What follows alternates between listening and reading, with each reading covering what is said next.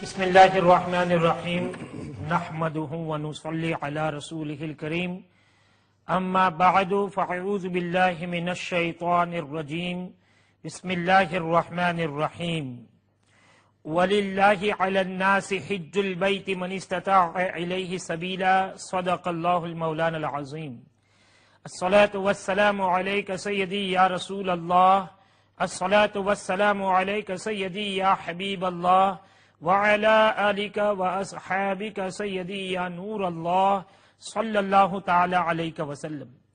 ناظرین محترم، اللہ رب العالمین کا بے پناہ احسان عظیم ہے کہ اس نے اپنے فضل و کرم سے بطفیل اپنے حبیب رحمت کائنات صلی اللہ تعالی علیہ وآلہ وسلم کے امہ چینل کے ایوان سے ہاؤ ٹو پرفارم حج 7 روزہ سیریز پر آج انشاءاللہ تبارک و تعالی چوتھے دن پر اللہ نے گفتگو کرنے کی توفیق عطا فرمائی۔ انشاءاللہ تبارک و تعالی آج کے ایپیسوڈ میں ہم بات کریں گے مینا، مزدلفہ، عرفات، ان تینوں مقامات پر حجاج کرام کا ٹھہرنا کتنا ضروری ہے اور کیوں ٹھہرا جاتا ہے، اور یہ مقدس مقامات اس کی شرعی حیثیت کیا ہے، اور یہ انبیاء سابقین علیہم الصلوات و تسلیمات ان مقدس مقامات پر کیا آپ نے بھی یعنی انبیاء کرام علیہم السلام نے بھی قیام فرمایا ہے؟ مینا میں، عرفات میں اور مزدلفہ میں انبیاء کرام کا ٹھہرنا ثابت ہے یا صرف ہمارے نبی اکرم نور مجسم صلی اللہ تعالی علیہ وآلہ وسلم کا قیام فرمانا ہی ثابت ہے؟ اس سلسلے میں علماء کرام انشاءاللہ تبارک و تعالی قرآن و حدیث کی روشنی میں آپ تمامی حضرات کی خدمت میں یہ باتیں پیش فرمائیں گے۔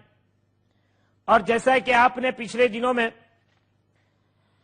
احرام کے سلسلے میں سماعت فرمایا، کعبۃ اللہ کے سلسلے میں سماعت فرمایا، طواف کے سلسلے میں سماعت فرمایا، اور حج کے اقسام بھی آپ نے سماعت فرمائے ہیں، اور امہ چینل کا یہی طرح امتیاز رہا کہ انشاءاللہ تبارک و تعالی جو بھی بات یہاں سے پیش کی جائے گی وہ قرآن و حدیث کی روشنی میں پیش کریں گے، دلائل کے ساتھ پیش کریں گے، تاکہ تمام ناظرین و ناظرات صحیح طریقے سے دینی معلومات حاصل کر سکیں، اور قرآن پاک اور احادیث کریمہ کی روشنی میں، فقہ حنفی کی روشنی میں آپ کا حج صحیح طریقے سے ادا ہو سکے۔ ان تمام باتوں پر میرے ساتھ گفتگو کرنے کے لیے آج 2 عظیم اسکالرز تشریف فرما ہیں۔ سب سے پہلے شیر اہل سنت، مفکر اسلام، حضرت علامہ مولانا پیر سید عرفان شاہ صاحب قبلہ دامت برکاتہم القدسیہ، اور حضرت علامہ مولانا محمد یونس مصباحی صاحب قبلہ دامت برکاتہم القدسیہ، یہ دونوں علماء کرام انشاءاللہ تبارک و تعالی اپنے اپنی معلومات کے مطابق آپ تک حج کے صحیح مسائل پیش فرمائیں گے قرآن و حدیث کی روشنی میں۔ تو آئیے میں بلا کسی تاخیر کے آل رسول، نائب رسول، مفکر اسلام حضرت علامہ مولانا پیر سید عرفان شاہ مشہدی مد ظلہ العلی والنورانی کی خدمت میں ہدیہ سلام اور ہدیہ تشکر پیش کرتا ہوں۔ اس کے بعد انشاءاللہ تبارک و تعالی ہمارے دوسرے مہمان کی خدمت میں بھی ہدیہ سلام اور تشکر پیش کریں گے۔ السلام علیکم ورحمۃ اللہ تعالی وبرکاتہ۔ وعلیکم السلام ورحمۃ اللہ وبرکاتہ۔ حضور خیریت سے ہیں آپ؟ الحمدللہ، الحمدللہ، اللہ تعالیٰ جل شانہ اور اس کے پیارے رسول کریم کا فضل و کرم ہے۔ سبحان اللہ۔ اور حضور ہاؤ ٹو پرفارم حج کے چوتھے دن کی سیریز میں آپ نے شرکت فرمائی، اس پر میں آپ کا شکریہ ادا کرتا ہوں، ماں چینل کی طرف سے بھی شکریہ ادا جزاک کرتا اللہ، ہوں، آپ نے یاد فرمایا، اور دعا گوں کہ اللہ تعالیٰ آپ کے علم و عمل میں مزید برکتیں عطا فرمائے، اور آپ کے علم سے اللہ تبارک و تعالیٰ امت مصطفیٰ علیہ الصلوۃ والسلام کو استفادہ حاصل کرنے کی توفیق عطا فرمائے۔ حضرات گرامی، ہمارے دوسرے مہمان گرامی قدر حضرت علامہ مولانا محمد یونس مصباحی صاحب قبلہ کی خدمت میں بھی ہدیہ سلام اور ہدیہ تشکر پیش کرتے ہیں. مسلسل آپ نے آج چوتھے دن میں بھی شرکت فرمائی ہے، تو آئیے حضرت کی خدمت میں بھی ہدیہ سلام عرض کرتے ہیں. السلام علیکم ورحمۃ اللہ تعالیٰ. وعلیکم السلام ورحمۃ اللہ وبرکاتہ. حضرت خیریت سے ہیں؟ الحمدللہ. حج کے چوتھے دن کی سیریز میں بھی آپ نے شرکت فرمائی، آپ کا تہ دل سے شکریہ ادا کرتا ہوں اور دعا گو کہ اللہ تعالیٰ مزید آپ کے علم و عمل میں برکتیں عطا فرمائے اور امت مصطفیٰ علیہ الصلوۃ والتسلیم کو استفادہ حاصل کرنے کی توفیق عطا فرمائے. حضرات گرامی، دونوں علماء کرام کی خدمت میں ہم نے ہدیہ سلام بھی عرض کیا، ہدیہ تشکر بھی عرض کیا اور آپ کی دعائیں بھی ہم نے لی. یقیناً آپ نے علماء کرام کی زیارت سے اپنے آپ کو مشرف کیا. اب آئیں، میں سب سے پہلے شیر اہل سنت، مناظر اہل سنت، نائب رسول، آل رسول حضرت علامہ مولانا پیر سید عرفان شاہ صاحب مشہدی دامت برکاتہم القدسیہ کی خدمت میں سب سے پہلے میں مینا، مزدلفہ اور عرفات کے مقامات کے سلسلے میں حضرت سے مختصر گفتگو سماعت فرماتے ہیں تاکہ ہمارے ناظرین کو بھی پتہ چلے اور زائرین حرمین شریفین کو خاص طور سے ان تمام چیزوں کا علم حاصل ہو جائے اور ان مقامات کی اہمیت کو سمجھ سکیں اور وہاں پر جی لگا کر کے اپنے رب کی بارگاہ میں سجدہ ریز ہو کر اپنے رب کو منانے میں اور رب کی رضا حاصل کرنے میں لگ جائیں. تو حضور میں مناسب سمجھتا ہوں کہ ان باتوں پر بسم اللہ الرحمن الرحیم. رب اشرح لی صدری ویسر لی امری واحلل عقدۃ من لسانی یفقہوا قولی. الحمدللہ الذی لا مانع لحکمہ ولا ناقض لقضائہ والصلاة والسلام علی سید انبیائہ وسند اولیائہ واحبابہ المعارضین لأعدائہ. اما بعد فاعوذ باللہ من الشیطان الرجیم. بسم اللہ الرحمن الرحیم. وَلِلَّهِ عَلَى النَّاسِ حِجُّ الْبَيْتِ مَنِ اسْتَطَاعَ إِلَيْهِ سَبِيلًا وَمَنْ كَفَرَ فَإِنَّ اللَّهَ غَنِيٌّ عَنِ الْعَالَمِينَ. صدق اللہ العظیم. الصلاة والسلام علیک یا رسول اللہ وعلی آلک واصحابک یا حبیب اللہ. الصلاة والسلام علیک یا رحمۃ للعالمین وعلی آلک واصحابک یا خاتم النبیین. مولاي صل وسلم دائما ابدا علی حبیبک خیر الخلق کلہم محمد سید الکونین والثقلین والفریقین من عرب ومن عجم فاق النبیین فی خلق وفی خلق ولم یدانوہ فی علم ولا کرم. اللہ تعالی جل مجدہ الکریم کی حمد و ثنا حضور قائد المرسلین سید النبیین امام الاولین والآخرین جناب محمد مصطفیٰ احمد مجتبی صلی اللہ تعالی علیہ وآلہ واصحابہ وبارک وسلم کی بارگاہ اقدس و انور میں درود و سلام کا ہدیہ پیش کرنے کے بعد، معزز و محترم ناظرین و سامعین، حج کے مبارک پروگرام میں حضرت علامہ محمد ادریس رضا صاحب کی نگرانی میں آج جو پروگرام پیش کیا جا رہا ہے، اس میں انہوں نے احکر کو حج کے ارکان میں سے اور حج کے واجبات میں سے خاص 3 باتیں، 3 مقامات، ان کے بارے میں بیان کرنے کا حکم فرمایا. چونکہ یہ ایک سیریل ہے، ایک سلسلہ ہے اور حج کے احکامات کی تفصیلات ہیں، آج کے پروگرام میں خاص طور پر حج کے مخصوص جو 3 مقامات ہیں ان کے بارے میں ہی بیان کرنے کا انہوں نے حکم فرمایا ہے. اختصار کے ساتھ، چونکہ میں آج پہلے دن حاضر ہوا ہوں، قرآن مقدس میں اللہ تعالیٰ جل شانہ نے حج کے بارے میں جو حکم فرمایا، ابتدا قرآن پاک کی آیت سے کرتا ہوں، پھر انشاءاللہ آپ نے جو حکم فرمایا اسی کے بارے میں، خاص حصے کے بارے میں ہی کچھ عرض کروں گا. حج کی فرضیت قرآن پاک کے حکم سے ثابت ہے، جیسا اللہ حکم الحاکمین جل وعلا کا فرمان ہے، وَلِلَّهِ عَلَى النَّاسِ حِجُّ الْبَيْتِ مَنِ اسْتَطَاعَ إِلَيْهِ سَبِيلًا۔ سبحان اللہ۔ اللہ کی خاطر بیت اللہ کا حج لوگوں پر فرض ہے، ان لوگوں پر جو استطاعت رکھتے ہوں اس کے گھر تک پہنچنے کی۔ سبحان اللہ۔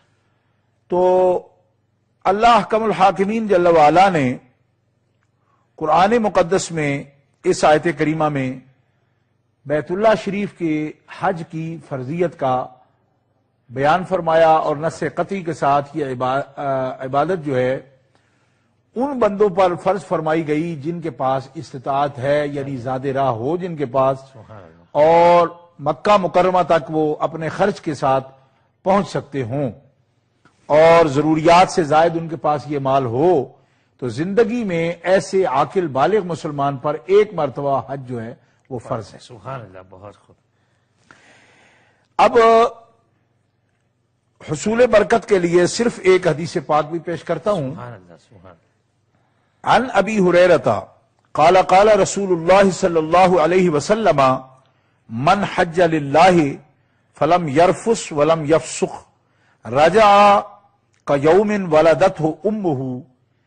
امام مسلم، امام بخاری، امام ترمذی، امام نسائی، امام ابن ماجہ اور سنن دارمی میں یہ حدیث پاک اتنے ائمہ اجلہ اکابر ائمہ حدیث نے اس حدیث پاک کو روایت کیا اور تخریج فرمائی اس کی، اور حضرت ابو ہریرہ رضی اللہ تعالی عنہ روایت کرتے ہیں کہ رسول اللہ صلی اللہ علیہ وسلم نے فرمایا جس نے حج کیا اور بد زبانی اور گناہ نہیں کیا، وہ حج سے واپس جب لوٹے گا تو یعنی حج کے ارکان کی اور واجبات سنن مستحبات کی تکمیل جب کر چکے گا تو اس کی روحانی حالت اس طرح ہو جائے گی کہ جیسے گناہوں سے وہ اس طرح پاک ہو جائے گا کہ جیسے کیوم ولدتہ امہ، جیسے اس کی ماں نے اسے جنا تو وہ گناہوں سے پاک تھا، اس طرح حج کے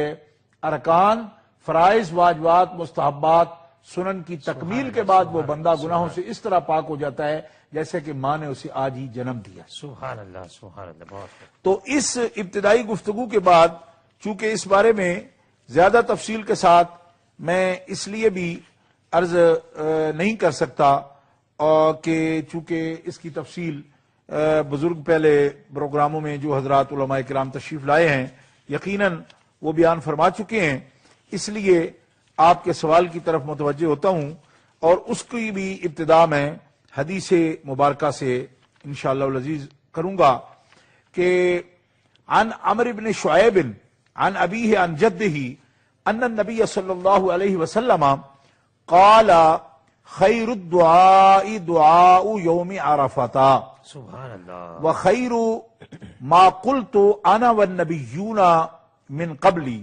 لا الہ الا اللہ وحدہ لا شریک لہ لہ الملک ولہ الحمد وہو علی کل شیء قدیر۔ امام ترمذی رحمہ اللہ نے اس حدیث پاک کی تخریج فرمائی اور حدیث پاک کو اپنی جامع میں اس کو نقل فرمایا۔ حضرت عمرو بن شعیب اپنے والد سے اور وہ دادا سے روایت کرتے ہیں کہ نبی کریم صلی اللہ تعالی علیہ وسلم نے فرمایا بہترین دعا عرفہ کے دن کی دعا ہے۔ سبحان اللہ۔ میں نے جو کچھ کہا ہے اور مجھ سے پہلے نبیوں نے کہا ہے اس میں سے سب سے بہتر یہ ہے، یعنی یہ جو دعا آپ نے فرمائی تو نبی کریم علیہ الصلوۃ والسلام کے کلمات مبارکہ یہ ہیں کہ میں نے بھی اور مجھ سے پہلے نبیوں نے بھی جو سب سے بہتر دعا اس مقام پر فرمائی ہے، جو آپ نے تفصیل کے موقع پر اشارہ کیا تھا کہ کیا پہلے انبیاء بھی یہاں تشریف لائے ہیں، تو سرکار اس کی نشاندہی فرما رہے ہیں کہ عرفہ میں سب سے بہترین دعا کا مقام اور دن وہ عرفہ کا دن ہے، اور عرفہ کی دعا سب سے بہتر دعا ہے، اور وہ کون ہے؟ میں نے بھی اور مجھ سے پہلے نبیوں نے بھی جو سب سے بہتر دعا کی ہے وہ یہی ہے کہ لا الہ الا اللہ وحدہ لا شریک لہ لہ الملک ولہ الحمد وہو علی کل شیء قدیر۔ اللہ کے سوا کوئی معبود نہیں، وہ اکیلا ہے، اس کا کوئی شریک نہیں، اسی کا ملک ہے اور اسی کا ملک ہے، اسی کی تعریف ہے، اور وہ ہر چاہت پر قادر ہے۔ سبحان اللہ، بہت اور حضرت عائشہ صدیقہ رضی اللہ تعالی عنہا ام المومنین صدیقہ کائنات مجتہدہ امت، آپ نے اس حدیث پاک کو روایت کیا، فرماتی ہیں قالت ان رسول اللہ صلی اللہ علیہ وسلم قال ما من یوم اکثر من ان یعتق اللہ فی عبدا من النار من یوم عرفہ وانہ لیدنو ثم یباہی بہم الملائکہ فیقول ما اراد ہؤلاء۔ امام مسلم رحمہ اللہ تعالی نے اور امام نسائی رحمہ اللہ تعالی نے اور امام ابن ماجہ رحمہ اللہ تعالی نے اپنی اپنی صحیح اور اپنی اپنی سنن میں اس حدیث مبارکہ کو نقل فرمایا۔ حضرت عائشہ صدیقہ رضی اللہ تعالی عنہ فرماتی ہیں کہ رسول اللہ صلی اللہ علیہ وسلم نے فرمایا عرفہ کے دن سے زیادہ کوئی دن ایسا نہیں جس میں اللہ بندوں کو آگ سے نجات دیتا ہو، یعنی بندوں کو آگ سے رہائی ملے، جہنم سے رہائی ملے، کوئی دن بھی ایسا نہیں کہ جس کی برکتیں آگ سے جہنم سے آزادی کے لیے عرفہ کا مقابلہ کر سکیں۔ یعنی عرفہ کا دن سب سے زیادہ اس کام میں کہ بندوں کو اللہ تعالی جہنم سے آزاد فرماتا ہے، عرفہ کا دن نجات دینے والا ہے، وہ قریب ہوتا ہے اور پھر فرشتوں کے سامنے فخر کرتا ہے اور پوچھتا ہے کہ اور ان سب نے کیا ارادہ کیا ہے۔ تو اس حدیث مبارکہ میں یعنی آج کے دن جو عرفہ میں لوگ جمع ہیں کیا مانگتے ہیں، سبحان اللہ، ان کی طلب کیا ہے، تو سب خدا کی بڑائی بول رہے ہیں، اللہ کے حضور حاضری کے لیے لبیک اللہم لبیک لبیک لا شریک لک لبیک، اور پھر ورد کیا ہے لا الہ الا اللہ وحدہ لا شریک لہ لہ الملک ولہ الحمد وہو علی کل شیء قدیر، جیسا کہ پہلی حدیث مبارکہ میں ذکر ہوا۔ تو اس میں عرفہ کی اہمیت سرکار نے بیان فرمائی۔ عرفہ، عرفات کا جو میدان ہے، میدان عرفات، عرفہ کا دن، تو ایک بات بنیادی طور پر یہاں میں عرض کر دینا فقہی اعتبار سے بھی ضروری سمجھتا ہوں، وہ یہ ہے کہ جس کو ہم حج کہتے ہیں، حج کا چونکہ لغوی معنی پہلے بیان ہو چکا ہوگا تقریروں میں، چونکہ حج کا عنوان تو پہلے آ چکا، لغوی طور پر حج کہتے ہیں مطلق قصد کو، ارادہ کو، اور شریعت کی روشنی میں اصطلاح شرع میں مخصوص افعال جو ہیں احرام کی حالت میں نیت کے ساتھ تلبیہ کہتے ہوئے مخصوص ایام میں مخصوص افعال کی ادائیگی کا نام حج ہے۔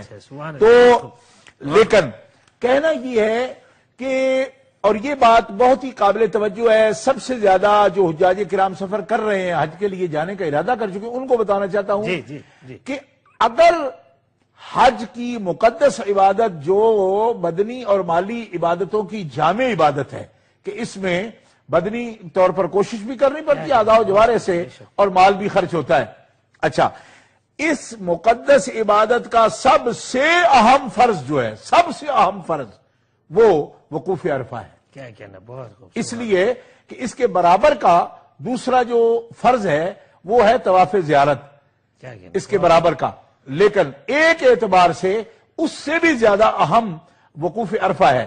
اس کی وجہ یہ ہے کہ وقوف عرفہ اپنے دن اور وقت کے تعین کے اعتبار سے طواف زیارت سے بھی زیادہ اہم ہے، کیونکہ طواف زیارت کے لیے اس کا الٹرانیٹ جو ہے متبادل وہ موجود ہے، لیکن وقوف عرفہ کا کوئی الٹرانیٹ نہیں ہے اور کوئی اس کا متبادل نہیں ہے کہ دوسرے وقت میں کوئی اس کی قضا کی صورت بنتی ہو۔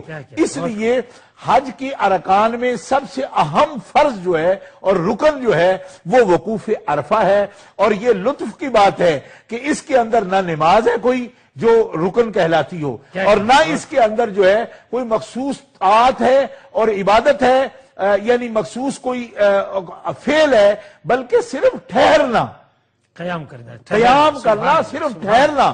اب اس پر جو ہے اس کی حکمتوں پر انشاءاللہ باتیں تفصیل سے ہوتی رہیں گی، لیکن غور کرنے کا مقام ہے کہ اس میدان میں آخر کیا بات ہے کہ صرف ٹھہرنا اتنی مقدس عبادت بن گیا کہ جو اس سے واپس آیا وہ اس طرح ہو جائے گا جیسے آج ہی ماں کے پیٹ سے ظاہر ہوا ہے، پیدا ہوا ہے۔ تو اس لیے یہ سب سے اہم ترین عبادت ہے، اور منا عرفات اور مزدلفہ 3 مقامات کا آپ نے فرمایا تھا. تو عرفہ کے بارے میں 2 احادیث یہ میں نے پیش کی. تیسری حدیث مبارکہ اگر وقت ہو تو میں پیش کروں یا پھر مولانا کی طرف سے حضرت جو ہے وہ دوسرے 2 مقامات کا ذکر فرمائیں گے. اچھا، تو میں اس پر تھوڑا سا مزید احادیث مبارکہ کی روشنی میں اس پر عرض کیے دیتا ہوں. حضرت عباس بن مرداس رضی اللہ تعالی عنہ روایت کر رہے ہیں ان رسول اللہ صلی اللہ تعالی علیہ وسلم دعا لامته عشیۃ عرفۃ بالمغفرۃ فاجیب انی قد غفرت لهم ما خلا الظالم فانی آخذ للمظلوم منه قال ای ربی ان شئت آتیت المظلوم من الجنۃ وغفرت للظالم فلم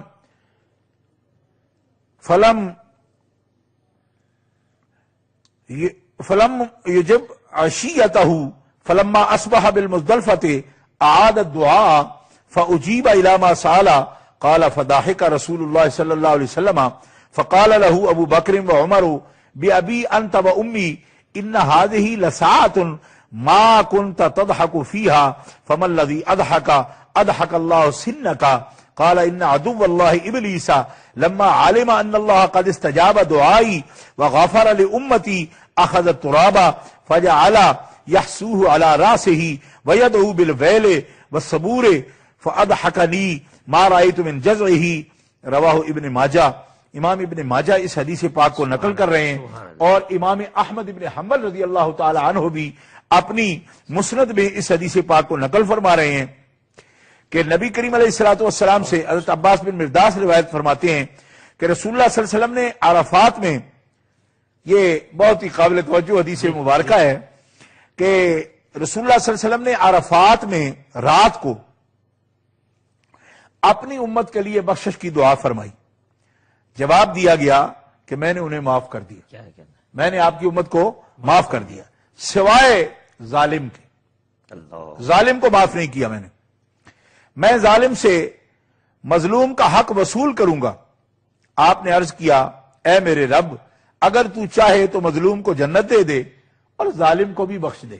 کیا کہنا، یعنی مظلوم کا مرتبہ اور بلند کر دے مگر ظالم کے بھی گناہ تو بخش دے. میں تجھ سے آج یہ مانگ رہا ہوں. سبحان اللہ. اچھا، آپ کو اس رات جواب نہیں دیا گیا. صبح کو جب نبی کریم صلی اللہ تعالی علیہ وسلم مزدلفہ تشریف لے گئے تو اسی دعا کو دہرایا تو آپ نے جو دعا مانگی تھی قبول کر لی گئی. راوی فرماتے ہیں عباس بن مرداس کہ رسول اللہ ہنس پڑے.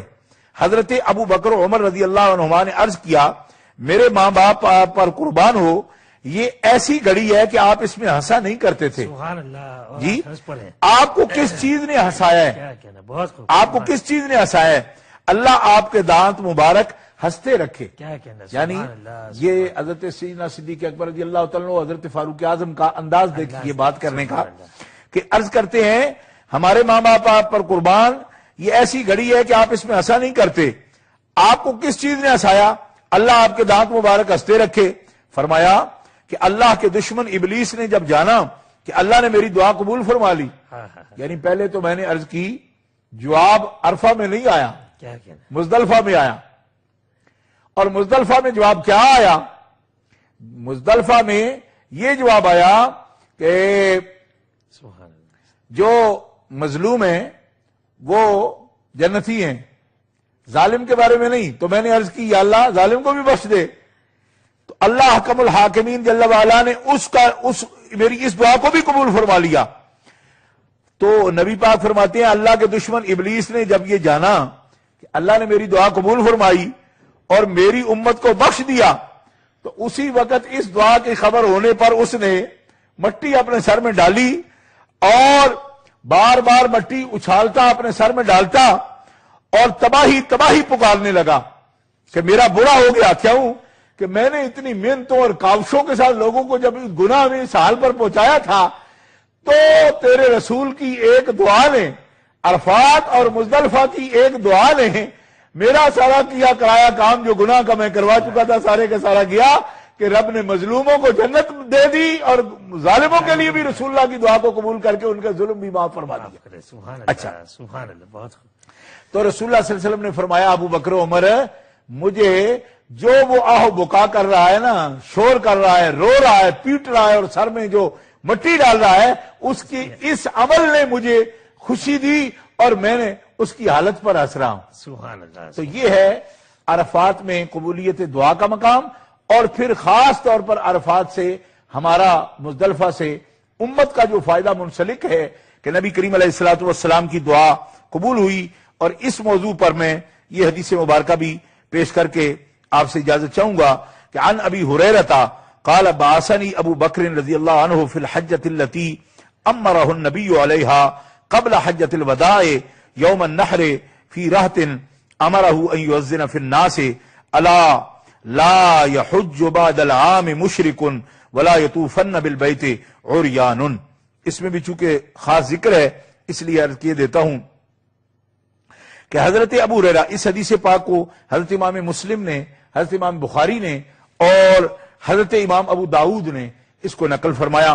ابو ہریرہ رضی اللہ عنہ فرماتے ہیں کہ رسول اللہ صلی اللہ علیہ وسلم نے حجۃ الوداع سے پہلے جس صبح میں حضرت ابو بکر صدیق کو امیر مقرر فرمایا تھا، سبحان اللہ، یعنی نبی کریم علیہ الصلوۃ والسلام نے حجۃ الوداع سے پہلے کا جو حج ہے اس حج پر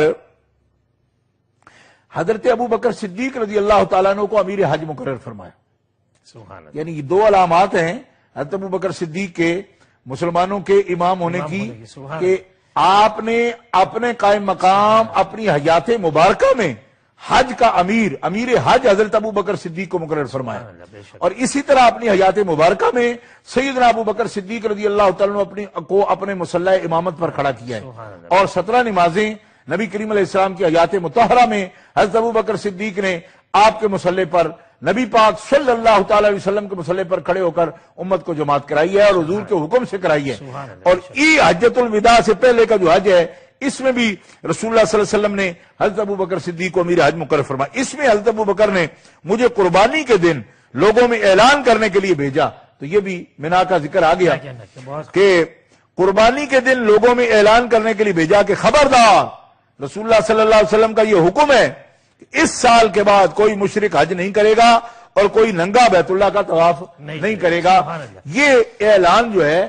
یہ حدیث مبارکہ میں اس طرح بھی آیا، یہ حدیث بھی امام مسلم نے، امام بخاری نے اور امام ابو داؤد نے نقل فرمائی ہے، لیکن احادیث مبارکہ میں یہ بھی آتا ہے کہ یہ اعلان سب سے پہلے نبی کریم علیہ السلام نے حضرت مولا علی شیر خدا کرم اللہ تعالی وجہ الکریم کو سورہ برات، جس میں یہ حکم ہے توبہ، سورۃ توبہ برات من اللہ ورسولہ، اس کے پڑھنے کا، اس کی آیتیں پڑھنے کا حکم فرمایا، جس میں مشرکوں کو حج سے منع کرنے کا حکم آیا اور ننگا بیت اللہ کا طواف کرنے سے منع کرنے کا۔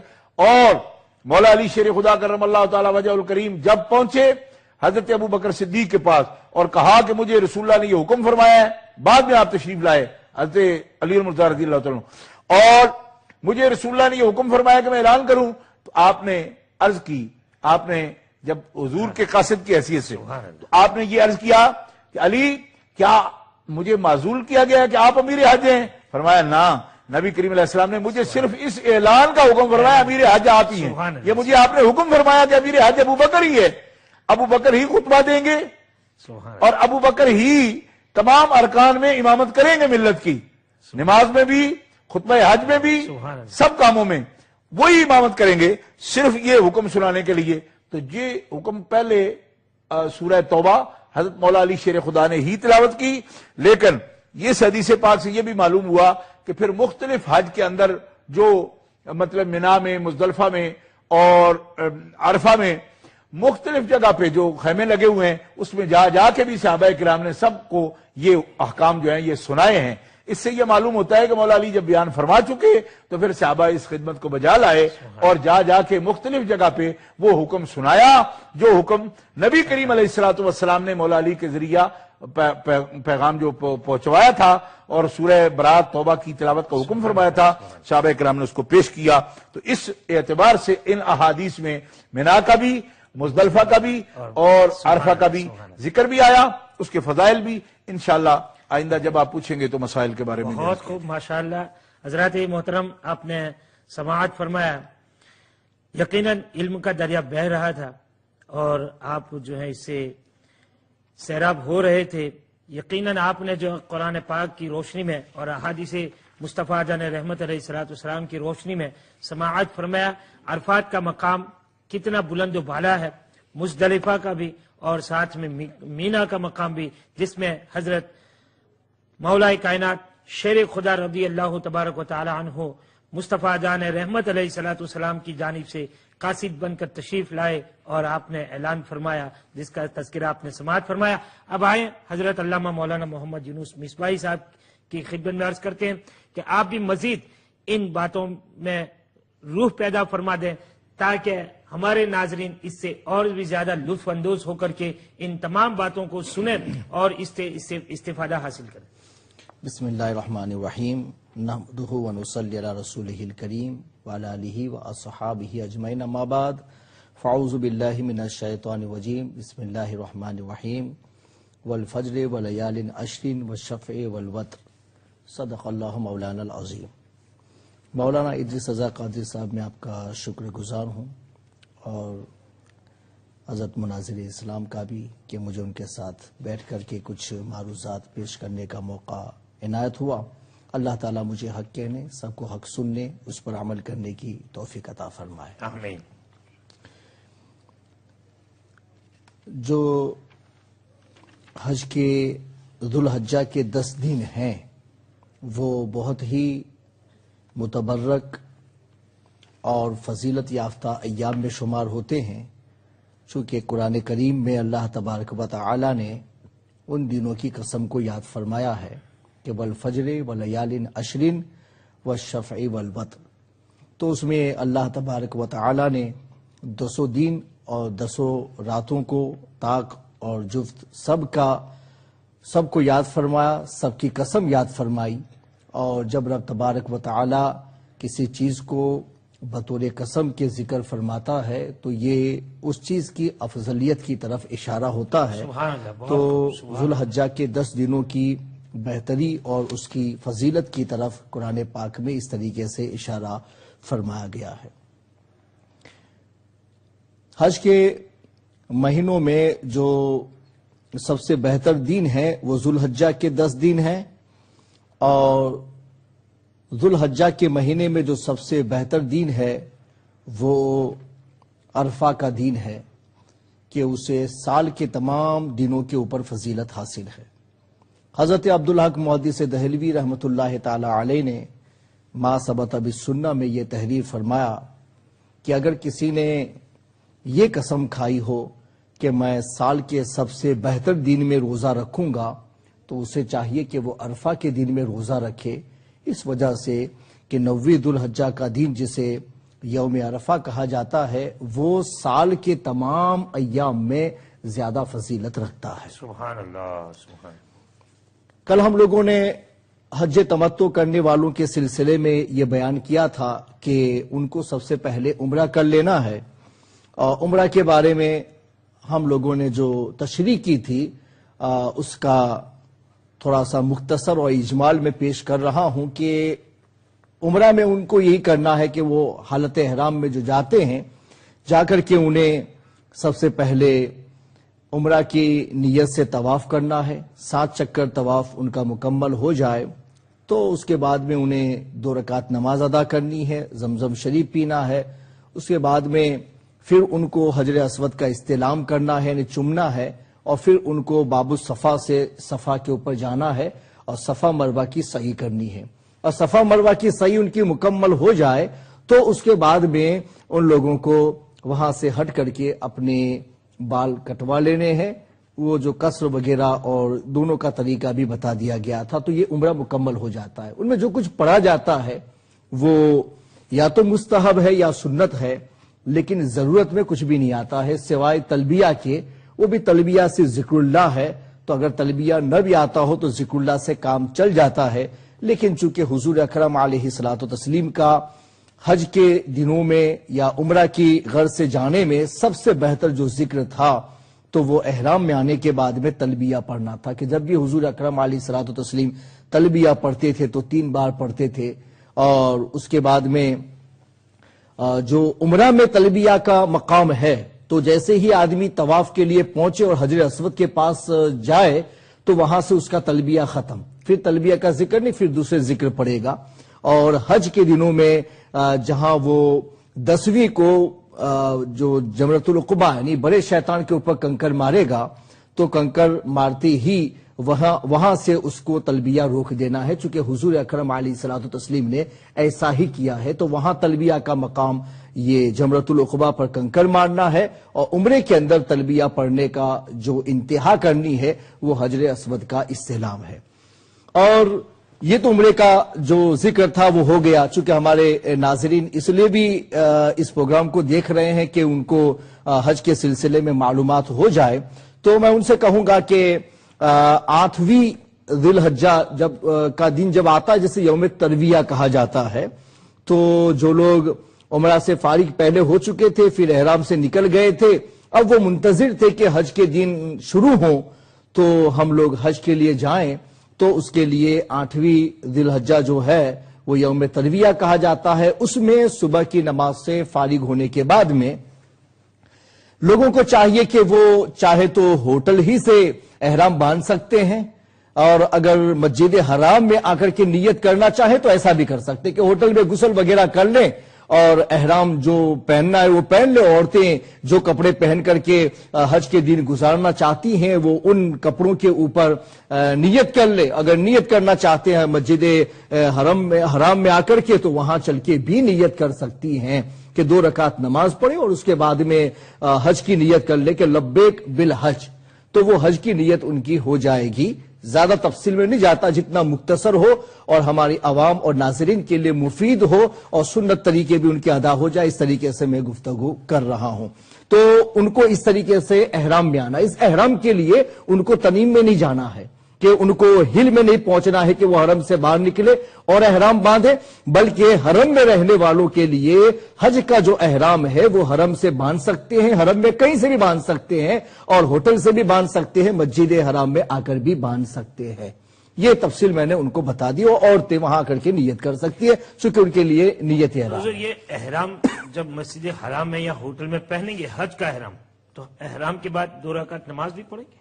احرام سے پہلے مطلب ہے کہ وہ چادر پہن لینے کے بعد نماز پڑھی جائے گی اور اس کے بعد میں یہ نیت کی جائے گی کہ لبیک بالحج. تو اس میں لبیک کا لفظ بھی آ گیا اور حج کی نیت بھی آ گئی.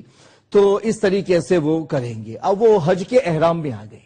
اب اس کے بعد میں ان کو نفلی طواف کرنا ہے. جو تمتع والے ہیں نا انہی کے لیے میں بیان کر رہا ہوں، چونکہ عام طور پر لوگ یہی کرتے ہیں، اس لیے یہی طریقہ میں بیان کر رہا ہوں کہ ان لوگوں کو احرام باندھنے کے بعد میں ایک نفل طواف کرنا ہے 7 چکر کا. اس کے بعد میں 2 رکعت نماز پڑھنی ہے، پھر زمزم شریف پینا ہے. اس کے بعد میں پھر ان لوگوں کو باب الصفا پر پہنچ کر کے حج کی سعی کر لینی ہے تاکہ بعد میں ان کو سعی کی زحمت نہ رہے اور ابھی سے وہ اس سے فارغ ہو جائے.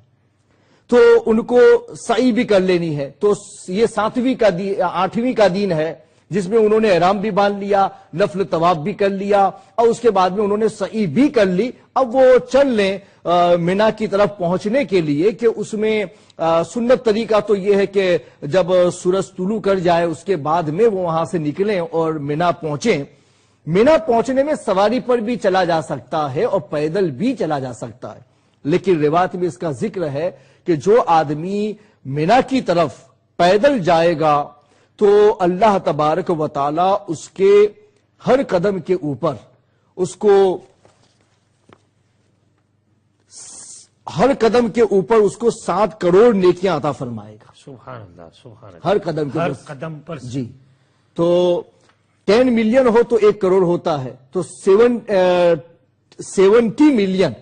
70 ملین نیکیاں ایک قدم کے اوپر ملیں گی. سبحان اللہ. اور وہاں سے لے کر کے جب تک وہ پھر مسجد حرام میں واپس نہ آئے وہاں تک، یعنی اس کے بعد میں مینا گیا، مینا سے عرفات گیا، وہاں سے مزدلفہ گیا، وہاں مزدلفہ سے پھر مینا میں آیا اور مینا سے پھر وہ یہاں پہنچے گا، تو اس میں جتنے بھی قدم وہ چلا ہے ہر قدم کے اوپر اس کو 70 ملین نیکیاں اللہ تبارک و تعالیٰ کی بارگاہ سے عطا کی جائے. سبحان اللہ سبحان اللہ. تو جس سے بن سکے تو اس کو ایسا بھی کرنا چاہیے. پھر وہ مینا میں پہنچیں گے تو مینا میں ظہر کی نماز، عصر کی نماز، مغرب کی نماز، عشاء کی نماز اور فجر کی نماز، یعنی 5 نمازیں وہاں پڑھنی ہے. چونکہ سرور عالم صلی اللہ علیہ وسلم نے حجۃ الوداع کیا تھا تو اسی طریقے سے سرور عالم صلی اللہ علیہ وسلم نے عمل فرمایا تھا کہ آپ مینا میں تشریف لے گئے اور آپ نے ظہر سے لے کر کے دوسرے دن فجر کی نماز تک آپ نے ادا فرمائی. اور اس کے بعد میں جب سورج طلوع کرنے کے قریب آئے تو اس کے بعد میں ان کو میدان عرفات میں آنے کے لیے انتظام کرنا ہے. یہ نویں کا سورج، جی 90 کا دن ہو جائے گا تو وہ میدان عرفات کے لیے تشریف لائیں گے. اور میدان عرفات میں پورا میدان عرفہ یہ وقوف کی جگہ ہے. حضور اکرم علیہ الصلوۃ والتسلیم نے فرمایا کہ جس کو جہاں جگہ مل جائے وہاں وقوف کرے. اور مسجد نبوی میں پہنچے تو ٹھیک ہے، اور جبل رحمت سے قریب ہو تو اور بھی اچھا ہے، لیکن نہ ہو تو میدان عرفات میں جہاں بھی ٹھہریں گے تو وہ وقوف عرفہ اس کا مان لیا جائے گا. اس کا جو سنت طریقہ ہے وہ یہ ہے کہ ظہر کے وقت یعنی زوال سے پہلے وہاں پہنچ جائے. زوال کے بعد سے اس کا وقت شروع ہوتا ہے وہاں وقوف عرفہ کا، اس سے پہلے نہیں ہو سکتا ہے. زوال سے شروع ہوتا ہے، زوال سے لے کر کے مغرب تک کا جو وقت ہے تو مغرب تک میں آدمی کو وہاں پہنچ جانا یہ واجب ہے. یہ وقوف واجب میں جائے گا. مطلق وقوف فرض کے اندر ہے کہ وہ زوال کے بعد سے لے کر کے 10ویں کی صبح تک میں بیفور صبح نمودار ہونے سے پہلے بھی 1 سیکنڈ کے لیے کوئی آدمی وہاں سے گزر جائے تب بھی اس کا وقوف مان لیا جائے گا، اس کا فرض ادا ہو جائے گا. اگرچہ اس نے چند واجبات کو ترک کیا ہے لیکن بہرحال اس کا فرض ادا ہو جائے گا. لیکن واجب جو ہے وہ مغرب تک یہاں ٹھہرنا ہے.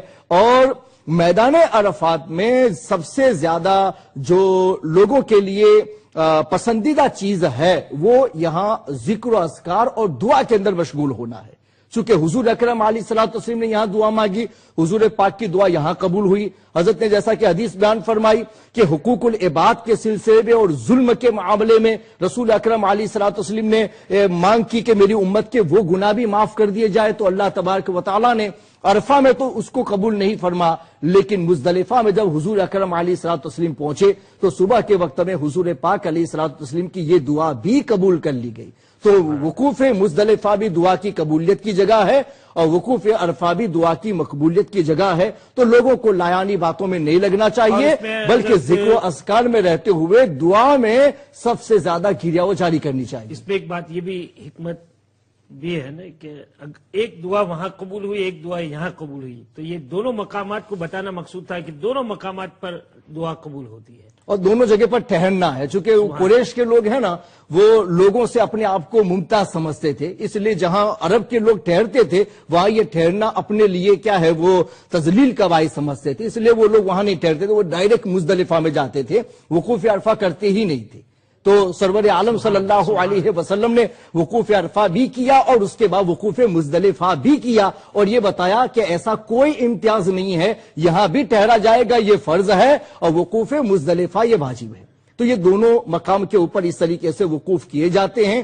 مگر وقوف عرفہ میں واجب بھی ہے اور فرض بھی ہے. مطلق کسی 1 سیکنڈ کے لیے بھی ٹھہر جانا یہ فرض کی ادائیگی کے لیے کافی ہوتا ہے. اور زوال کے بعد سے لے کر کے مغرب تک کا جو وقت ہے وہ واجب وقت ہے. اور مغرب سے پہلے اگر کوئی آدمی وہاں سے نکل جائے اور مزدلفہ کے لیے اگر چل جائے تو ایسے آدمی نے واجب کو ترک کیا یہ کہا جائے گا اور اس کی وجہ سے اس کو دم دینا پڑے گا. چونکہ وہاں مغرب تک آپ کو ٹھہرنا ہی. حضور اکرم علیہ الصلوۃ والتسلیم نے یہ طریقہ بتا. وہاں 2 نمازیں پڑھی جاتی ہیں ظہر اور عصر کی، لیکن کل بتایا گیا تھا کہ وہاں کیا ہے وہ مسجد تو انف نہیں ہے لوگوں کے لیے، لوگ اتنے زیادہ ہوتے وہاں قریب پہنچ بھی نہیں سکتے، لوگ اپنے اپنے ٹینٹ میں اماموں کو مقرر کر کے نمازیں پڑھتے ہیں. تو ایسی صورت میں ان کو ظہر کی نماز ظہر کے وقت میں، عصر کی نماز عصر کے وقت میں پڑھنی چاہیے اور باقی سارے اوقات ان لوگوں کو ذکر و اذکار اور عبادت میں صرف کرنے چاہیے. تو یہ میں نے طریقہ جو بتایا ہے وہ طریقہ تمتع کرنے والوں کے لیے تھا کہ 8ویں کو مینا میں رکنا ہے، 9ویں کو ان کو عرفات میں آنا ہے، 9ویں کی مغرب جب یہ نماز مغرب ہو جائے تو نماز ادا نہیں کرنی ہے، مغرب کی نماز ان کو مزدلفہ ہی میں پڑھنی ہے. یہی طریقہ ہے. حضور اکرم علیہ الصلوۃ والتسلیم نے عطا فرما راستے میں بھی نہیں پڑھ سکتے ہیں. ہاں بالکل نماز قضا ہو رہی ہو اور کوئی اتنا آدمی پریشانی میں مبتلا ہے، کوئی ایکسیڈنٹ ہو گیا ہے کہ گاڑیاں جا ہی نہیں رہی ہیں اور سب کیا ہے راستے جام ہو گئے ہیں تو ایسی مجبوری میں پھر پڑھ سکتے، ورنہ مجبوری نہ ہو تو جب تک مزدلفہ میں نہ پہنچے وہاں تک نماز نہیں پڑھی جا سکتی ہے۔ کوئی آدمی مغرب کے وقت میں پہنچ جائے تو اسے بھی نماز ادا نہیں کرنی ہے، وہ نماز عشاء کے وقت ہی میں پڑھی جائے گی۔ مغرب اور عشاء کی نماز عشاء کے وقت میں پڑھی جائے گی، یہ چاہے اکیلے پڑھے جماعت کے ساتھ پڑھے، سب کے لیے یہی لازمی قرار دیا گیا ہے۔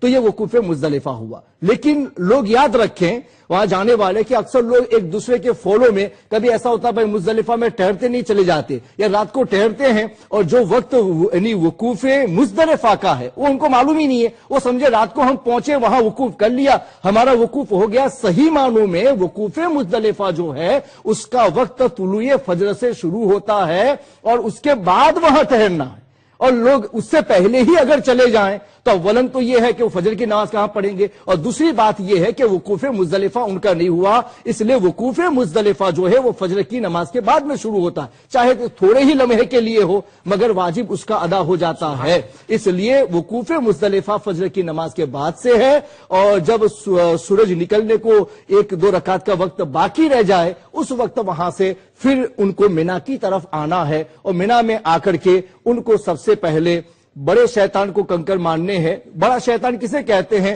کہ جو مسجد حرام کی طرف نزدیک ہوتا ہے، ادھر مزدلفہ سے جو نزدیک ہے وہ پہلا، اور دوسرا اسے چھوڑ کر کے ادھر کا تیسرا جو جمرۃ العقبہ کہا جاتا ہے وہ لائن کے حساب سے آخری ہے آنے کے حساب سے، یہ پہلا یہ دوسرا اور یہ تیسرا، وہاں 7 کنکر مارنے ہیں، اور اس کا صحیح جو ٹائم ہے سنت کے مطابق وہ یہ ہے کہ طلوع آفتاب کے بعد سے شروع ہوتا ہے اور اس کے بعد سے زوال تک ہے، یہ سنت کے مطابق ہے۔ بیفور زوال مان لیا جائے تو سنت کے مطابق ہے۔ اگر کسی کو کوئی ٹربل ہو یا بھیڑ کی وجہ سے نہیں مار سکتے ہیں، یا عورتیں ہیں، بچے ہیں، کمزوری ہے جس کی وجہ سے وہ کیا ہے بھیڑ میں نہیں جا سکتے، تو ایسے لوگوں کے لیے اجازت ہے کہ ظہر کے بعد سے لے کر کے مغرب تک بھی مار سکتے ہیں، یہ وقت جائز ہے، اس میں کچھ بھی کراہت نہیں ہے۔ اور جو اس سے بھی زیادہ کمزور ہیں ان لوگوں کے لیے پوری رات موجود ہے کہ وہ 10ویں کے کنکر اگر مارنا چاہے تو پوری رات میں بھی مار سکتے ہیں، بیفور صبح صادق کے ان کو یہ کام ادا کر لینا ہے، تب بھی ان کا یہ واجب ادا ہو جائے گا۔ یہ اور بات ہے کہ ایک سنت ہے اور ایک کراہت ہے۔ یہ 10ویں تک کا میں نے عمل ہمارے تمتع کرنے والوں کو بتا دیا ہے، انشاءاللہ باقی کی تفصیل کسی اور موقع سے کیا کرے؟ قارن کے لیے بھی وہی حکم ہے کیا؟ قارن کے لیے تو یہ کہ وہ تو احرام میں تھا ہی، اس نے تو احرام کھولا نہیں، جو اس نے عمرہ کر لیا ہے اس کے بعد وہ احرام ہی میں تھا، اب اسے تو اور کچھ نہیں کرنا ہے، وہ تو اس کو حج کی نیت بھی موجود ہے، اسے تو اگر بہتر ہے تو وہ ڈائریکٹ ہی وہاں سے منا جا سکتا ہے عرفات سے۔ ہاں ٹھیک، ناظرین محترم، وقفے کا وقت ہوا چاہتا ہے، جیسا کہ آپ جانتے ہیں کہ وقفے کے بعد انشاءاللہ تبارک و تعالیٰ ٹیلی فون لائنز اوپن کر دی جائے گی آپ کے لیے، تو آپ ضرور آج کا ٹاپک بھی میں آپ کو بتا رہا ہوں، اور آج علماء کرام نے بہت ہی اچھی قرآن و حدیث کی روشنی میں آپ کے سامنے ان ٹاپک پر گفتگو بھی فرمائی ہے، لہذا آپ کے ذہن میں ہے مینا، عرفات اور مزدلفہ، وقوف مینا، وقوف عرفات اور وقوف مزدلفہ، اس پر گفتگو ہو رہی ہے، اور انشاءاللہ تبارک و تعالیٰ میں سمجھتا ہوں کہ آپ جب فون کے ذریعے تشریف لائیں گے آپ کی باتیں بھی سنیں گے، اور انشاءاللہ تعالیٰ آپ کے سوالات پر علماء کرام جوابات کی روشنی میں گفتگو بھی فرمائیں گے۔ تو کہیں جائے گا نہیں، مختصر سا وقفہ لیتے ہیں اس امید پر کہ آپ ٹی وی اسکرین کے سامنے بیٹھ کر ہمارا انتظار کریں گے۔ ملتے ہیں مختصر وقفے کے بعد۔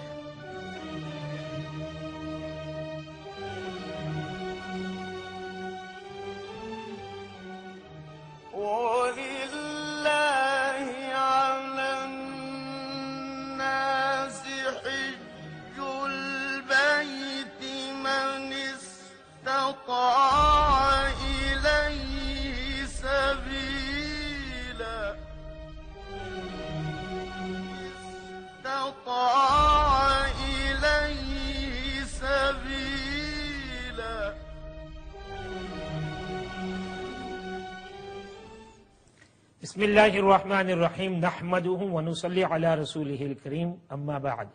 ناظرین محترم، وقفے کے بعد دوبارہ آپ کی خدمت میں حاضر ہیں، اس امید پر کہ آپ ہمارے ساتھ ہیں، اور آج ہاؤ ٹو پرفارم حج کے چوتھے روز میں گفتگو چل رہی ہے ہماری مینا، عرفات اور مزدلفہ پر۔ جید علماء کرام نے بہت ہی خوبصورت گفتگو فرمائی مینا، عرفات اور مزدلفہ پر، اور یقیناً آپ محظوظ ہوئے۔ اب انشاءاللہ تبارک و تعالی میں امید کرتا ہوں کہ آپ بھی اس پروگرام میں شرکت فرمائیں گے، اور یقیناً آپ حج میں جائیں چاہے نہ جائیں، یعنی اس سال آپ تشریف لے جا رہے ہیں یا آئندہ سال آپ نے ارادہ کیا ہوا ہے، لیکن پھر بھی آپ ضرور مسائل شریعہ کو سیکھنے کے لیے فون کے ذریعے تشریف لائیں گے۔ آئیے اب میں حضرت پیر سید عرفان شاہ صاحب مشہدی دامت برکاتہم القدسیہ، جو یقیناً آپ کی جانی پہچانی شخصیت ہیں اور ہر دل عزیز شخصیت ہیں، تو میں حضرت کی خدمت میں عرض کرتا ہوں کہ حضور، عرفات کو اتنی اہمیت کیوں حاصل ہے؟ جیسا کہ آپ نے احادیث کریمہ بھی پیش فرمائی اور اس کی اہمیت اجاگر فرمائی، تو اس مقام کی اتنی اہمیت کیوں ہے؟ جی جی، بسم اللہ الرحمن الرحیم۔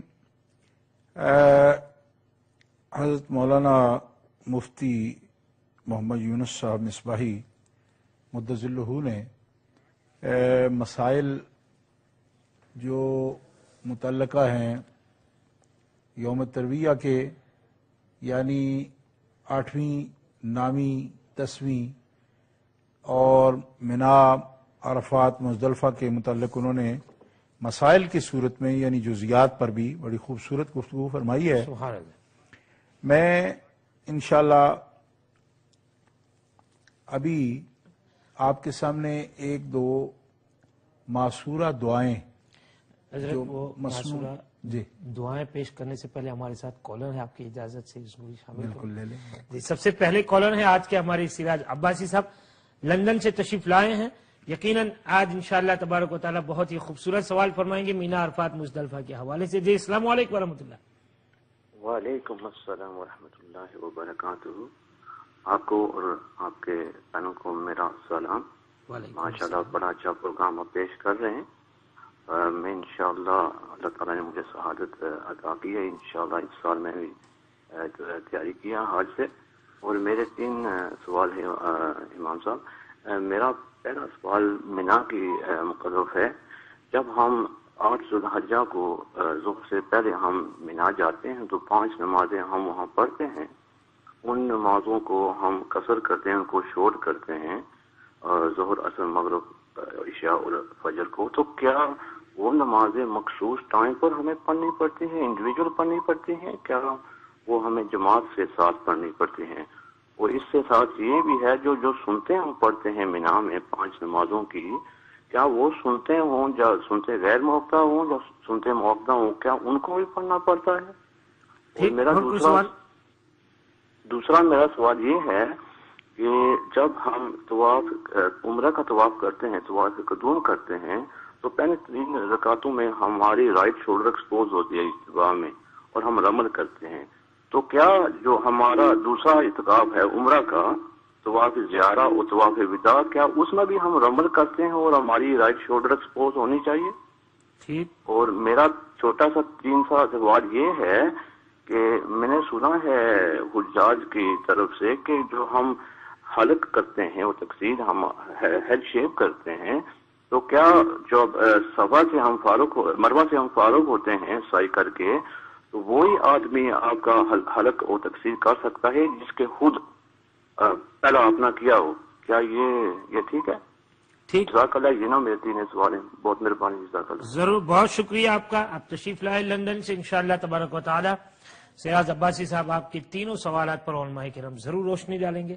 چلتے ہیں حضرت شاہ صاحب قبلہ کی بارگاہ میں۔ تو علامہ صاحب میں یہ عرض کر رہا تھا کہ 8ویں تاریخ جیسا کہ حضرت مولانا بیان فرما رہے تھے جی کہ قارن جو ہے وہ تو محرم ہے پہلے سے، جی، اور احرام اس نے حج تمتع کرنے والا جو ہے وہ 8ویں کو پھر احرام جو ہے باندھے گا، اسی طرح مفرد جو ہے۔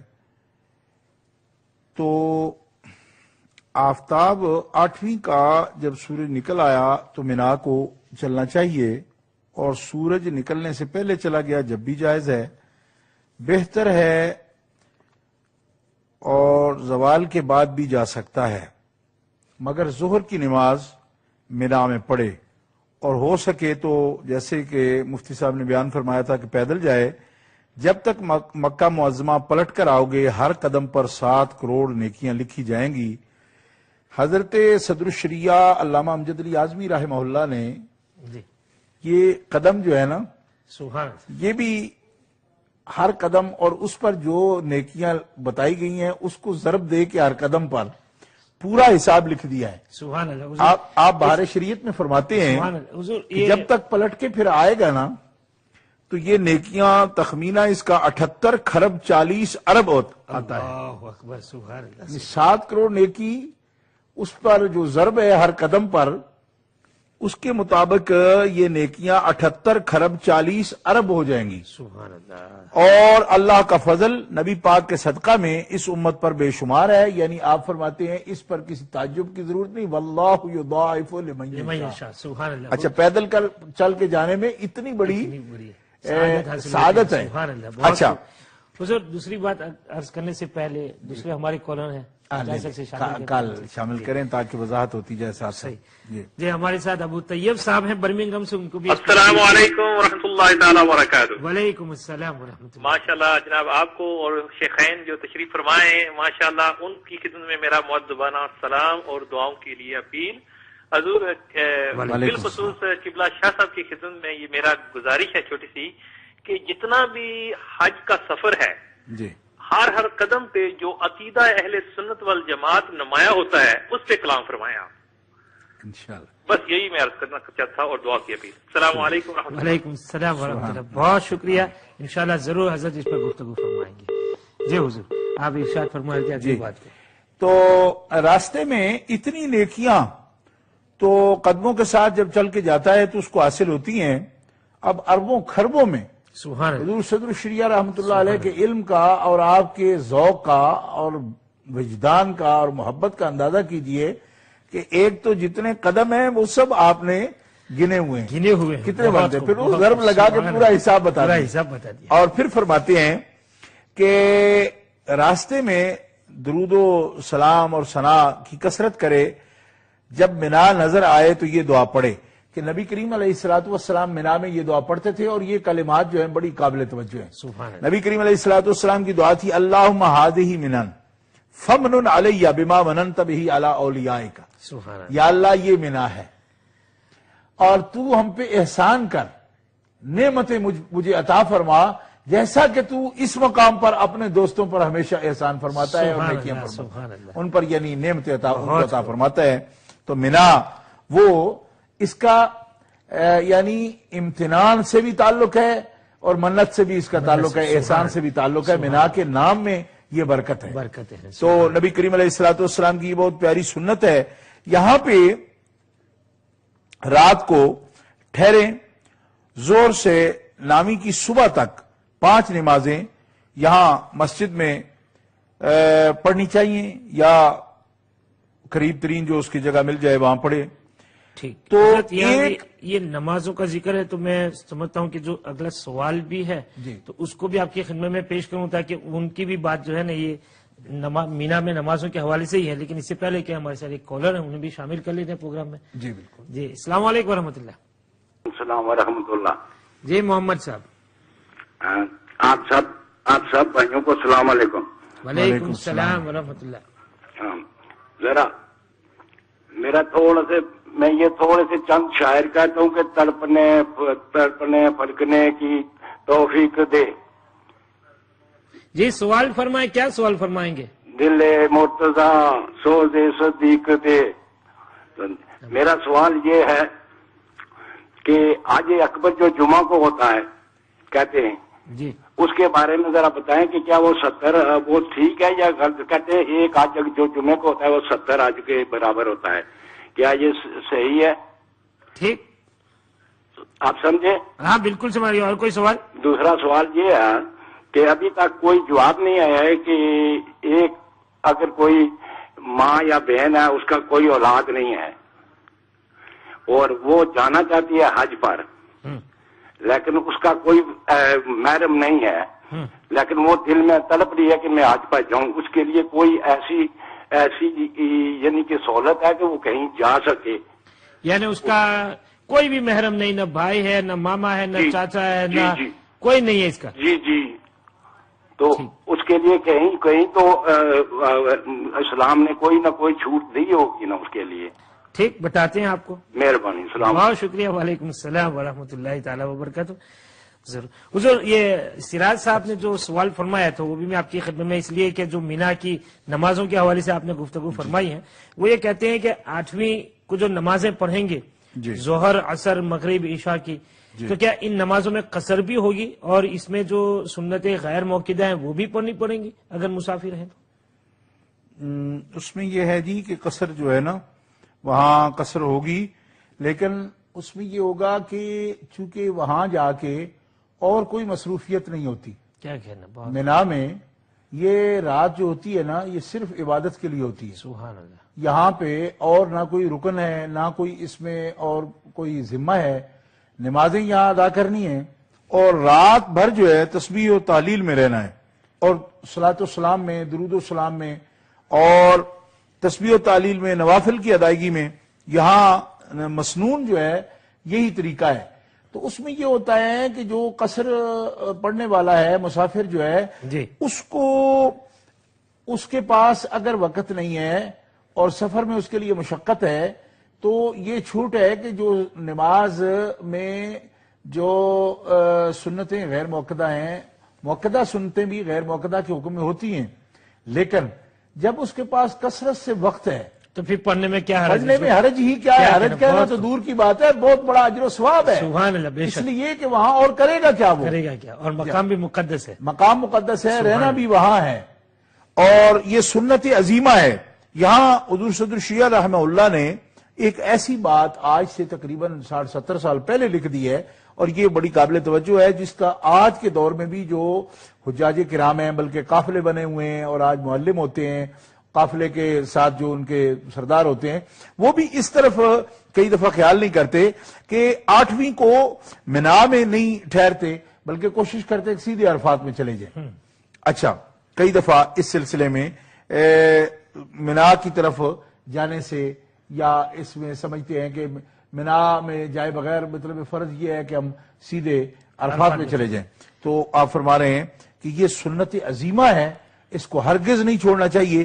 جتنا بھی قافلے والے اصرار کریں تو ان سے اصرار کر کے بھی اس سنت کا ثواب ضرور حاصل کرنا چاہیے. اور مینا میں ذکر عبادت یعنی صبح تک جاگ کر عبادت کرنا، اس واسطے کئی لوگ یہ سمجھتے ہیں کہ کل کا دن جو ہے وہ ہمیں چونکہ مینا سے پھر عرفات کی طرف جانا ہے تو خوب اچھی طرح سو لیں. یہاں حضور صدر شریعہ رحمہ اللہ بار شریعت میں یہ فرما رہے ہیں، آپ فرماتے ہیں کہ سونے کے لیے زندگی بہت پڑی ہے. سبحان اللہ. یہ دن سونے کے نہیں ہیں، جاگنے کے دن ہیں. جاگے اور کم از کم عشاء اور صبح یہ جماعت کے ساتھ نماز پڑھے. جو پڑھے گا تو شب بیداری کا ثواب اسے ہوگا. سبحان اللہ. بہت شب بیداری کا ثواب ہوگا. اور باوضو ہو کہ جو باوضو ہو کر سوئے اس کی روح احادیث مبارکہ میں آتی ہے کہ عرش معلی تک بلندی اس کو حاصل ہوگی، روح کو بلندی حاصل ہوگی. حضرت عبداللہ ابن مسعود رضی اللہ تعالیٰ عنہ سے یہ روایت ہے، امام بہقی نے اسے نقل کیا کہ رسول اللہ صلی اللہ علیہ وسلم نے فرمایا جو شخص عرفہ کی رات میں یعنی یہاں مینا میں جو رات گزارتا ہے، جس کی صبح کو پھر وہ جائے گا عرفات کے لیے، اس رات میں یہ دعائیں جو بندہ 1000 مرتبہ پڑھے تو اللہ تبارک و تعالی جل شانہ سے جو کچھ بھی اس کے بعد سوال کرے گا، اگر وہ قاطع رحم نہ ہوا تو اللہ تبارک و تعالی وہ بندہ جتنا بھی گناہگار ہوا قاطع رحم نہ ہو تو اللہ تعالی جل شانہ اس کی ہر دعا کو قبول فرما لے گا اگر وہ یہ کلمات 1000 مرتبہ، وہ کلمات طیبات جو آپ ارشاد فرما رہے تھے. تو ان کلمات مبارکہ کی عبارت یہ ہے: سبحان الذی فی السماء عرشہ، سبحان الذی فی الارض موطئہ، سبحان الذی فی البحر سبیلہ، سبحان الذی فی النار سلطانہ، سبحان الذی فی الجنت رحمتہ، سبحان الذی فی القبر قضاؤہ، سبحان الذی فی الہواء روحہ، سبحان الذی رفع السماء، سبحان الذی وضع الارض، سبحان الذی لا ملجا ولا منجا منہ الا الیہ. سبحان اللہ. یہ کلمات تو یہ بات اگر ادا فرماتا ہے، پڑھتا ہے بندہ 1000 مرتبہ پڑھے یہ دعا، تو جو کچھ بھی یعنی یہ قبولیت دعا کے لیے کنجی ہے، سبحان سند ہے، سبحان اللہ، چابی ہے. اگر یہ کلمات پڑھتا ہے تو اللہ تبارک و تعالی جل شانہ احادیث مبارکہ میں یہ مضمون موجود ہے کہ حاجی کی ہر دعا کو اللہ تعالیٰ قبولیت کا شرف عطا فرماتا ہے. سبحان اللہ. یہاں مسجد منا کی مسجد جو ہے اس کے سامنے سورج نکل آئے تو عرفات کو چلنا اور دل کو خیال غیر سے پاک رکھنا تو یہ مسنون ہے. اگر کسی شخص نے عرفہ کی یہ رات مکہ میں گزاری، یہ ہوٹل میں ٹھہرتے ہیں نا لوگ جی، تو قافلے والے کہتے ہیں جو ہمارا بڑا سکون ہے، کیونکہ مینا میں جاتے ہیں تھوڑا سا پانی کی تکلیف وہاں ہوتی ہے. یعنی آج کل اگرچہ بہت انتظام ہے لیکن اس کے باوجود چونکہ مینا کے اندر کہیں ہو جاتی وہ کیفیت نہیں ہے جو ہوٹلوں میں. ظاہر ہے مکہ میں ٹھہرے ہوئے جو کیفیت ہے، ظاہر ہے ایک مسافرت والا جو مقام ہے وہ تو بن ہی جاتا ہے، خیمے ہوتے ہیں وہاں لگے ہوئے. اچھا، لیکن رات اگر مکہ میں گزاری اور نامی کو فجر پڑھ کر مینا ہوتا ہوا عرفات میں پہنچا تو حج ہو جائے گا، مگر سخت برا کیا کیونکہ اس نے سنت نبوی کو ترک کیا. سرکار کو یہ پسند تھا کہ یہ رات مینا میں گزارتے اور 5 نمازیں مینا کے اندر پڑھتے اور صبح طلوع کے بعد آپ جو ہے عرفات کے لیے نکلتے. سبحان اللہ. اس طرح وہ مسئلہ جو آپ نے پیش کیا یعنی بتایا ہمارے 2 کالر نے جو پوچھا ہے تو میں نے یہ عرض کر دیا کہ اگر کوئی اسے عذر ہے یا بیمار ہے یا بہت تھکا ہوا ہے نہیں کر سکتا تو اس میں وہ مسئول نہیں ہے. سنتیں جو ہے موقدہ غیر موقدہ کے حکم میں ہوں گی، لیکن رات اس کو تسبیح و تعلیل میں عبادت میں ہی جب گزارنی ہے تو سنتیں بھی بلکہ سنتیں چھوڑ نفل بھی اس کو ادا کرنا. بے شک. حضرت ہمارے ساتھ عرفان صاحب ہیں بلیک بن سے، انہیں بھی پروگرام میں شامل کرتے ہیں، پوچھتے ہیں کیا سوال فرماتے ہیں. جی السلام علیکم ورحمۃ اللہ. جی وعلیکم السلام مولانا دریس صاحب. جی عرفان صاحب فرمائیں. جی ٹھیک ہو؟ آپ کی دعا اللہ پاک. جی جن پینل میں عرفان شاہ صاحب بیٹھے، جی آپ کا ماشاءاللہ بہت اچھا پروگرام ہے ماشاءاللہ. عرفان شاہ صاحب سے میں بات کر سکتا ہوں؟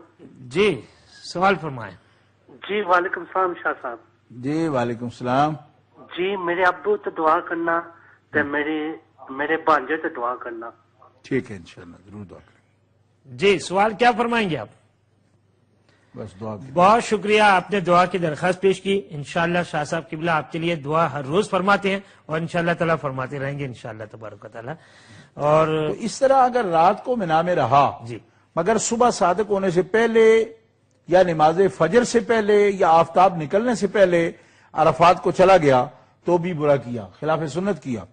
اور اگر 8ویں کو جمعہ کا دن ہے، جب بھی زوال سے پہلے مینا کو جا سکتا ہے کہ اس پر جمعہ فرض نہیں، اور جمعہ کا خیال ہو تو مینا میں بھی جمعہ ہو سکتا ہے جبکہ امیر مکہ وہاں ہو یا ان کے حکم سے قائم کیا جائے.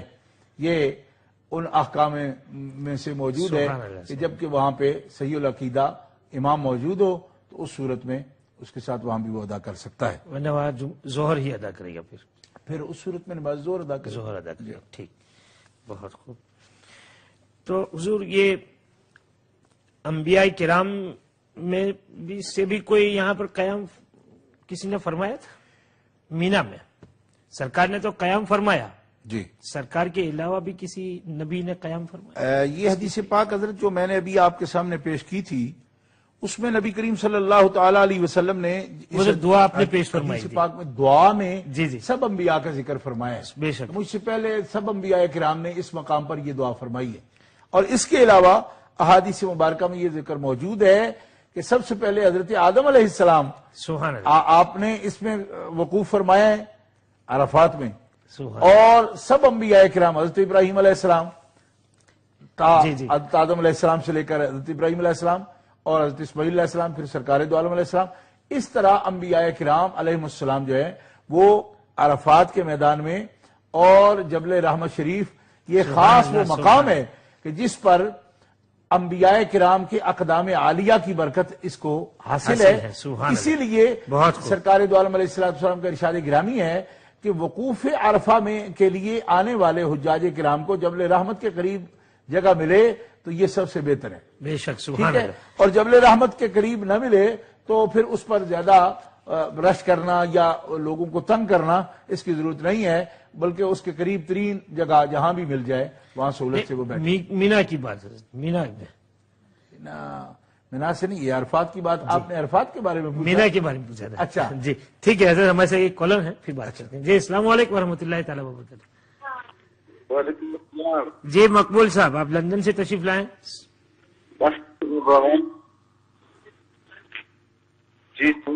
جی سوال فرمائیں، کیا سوال فرمائیں؟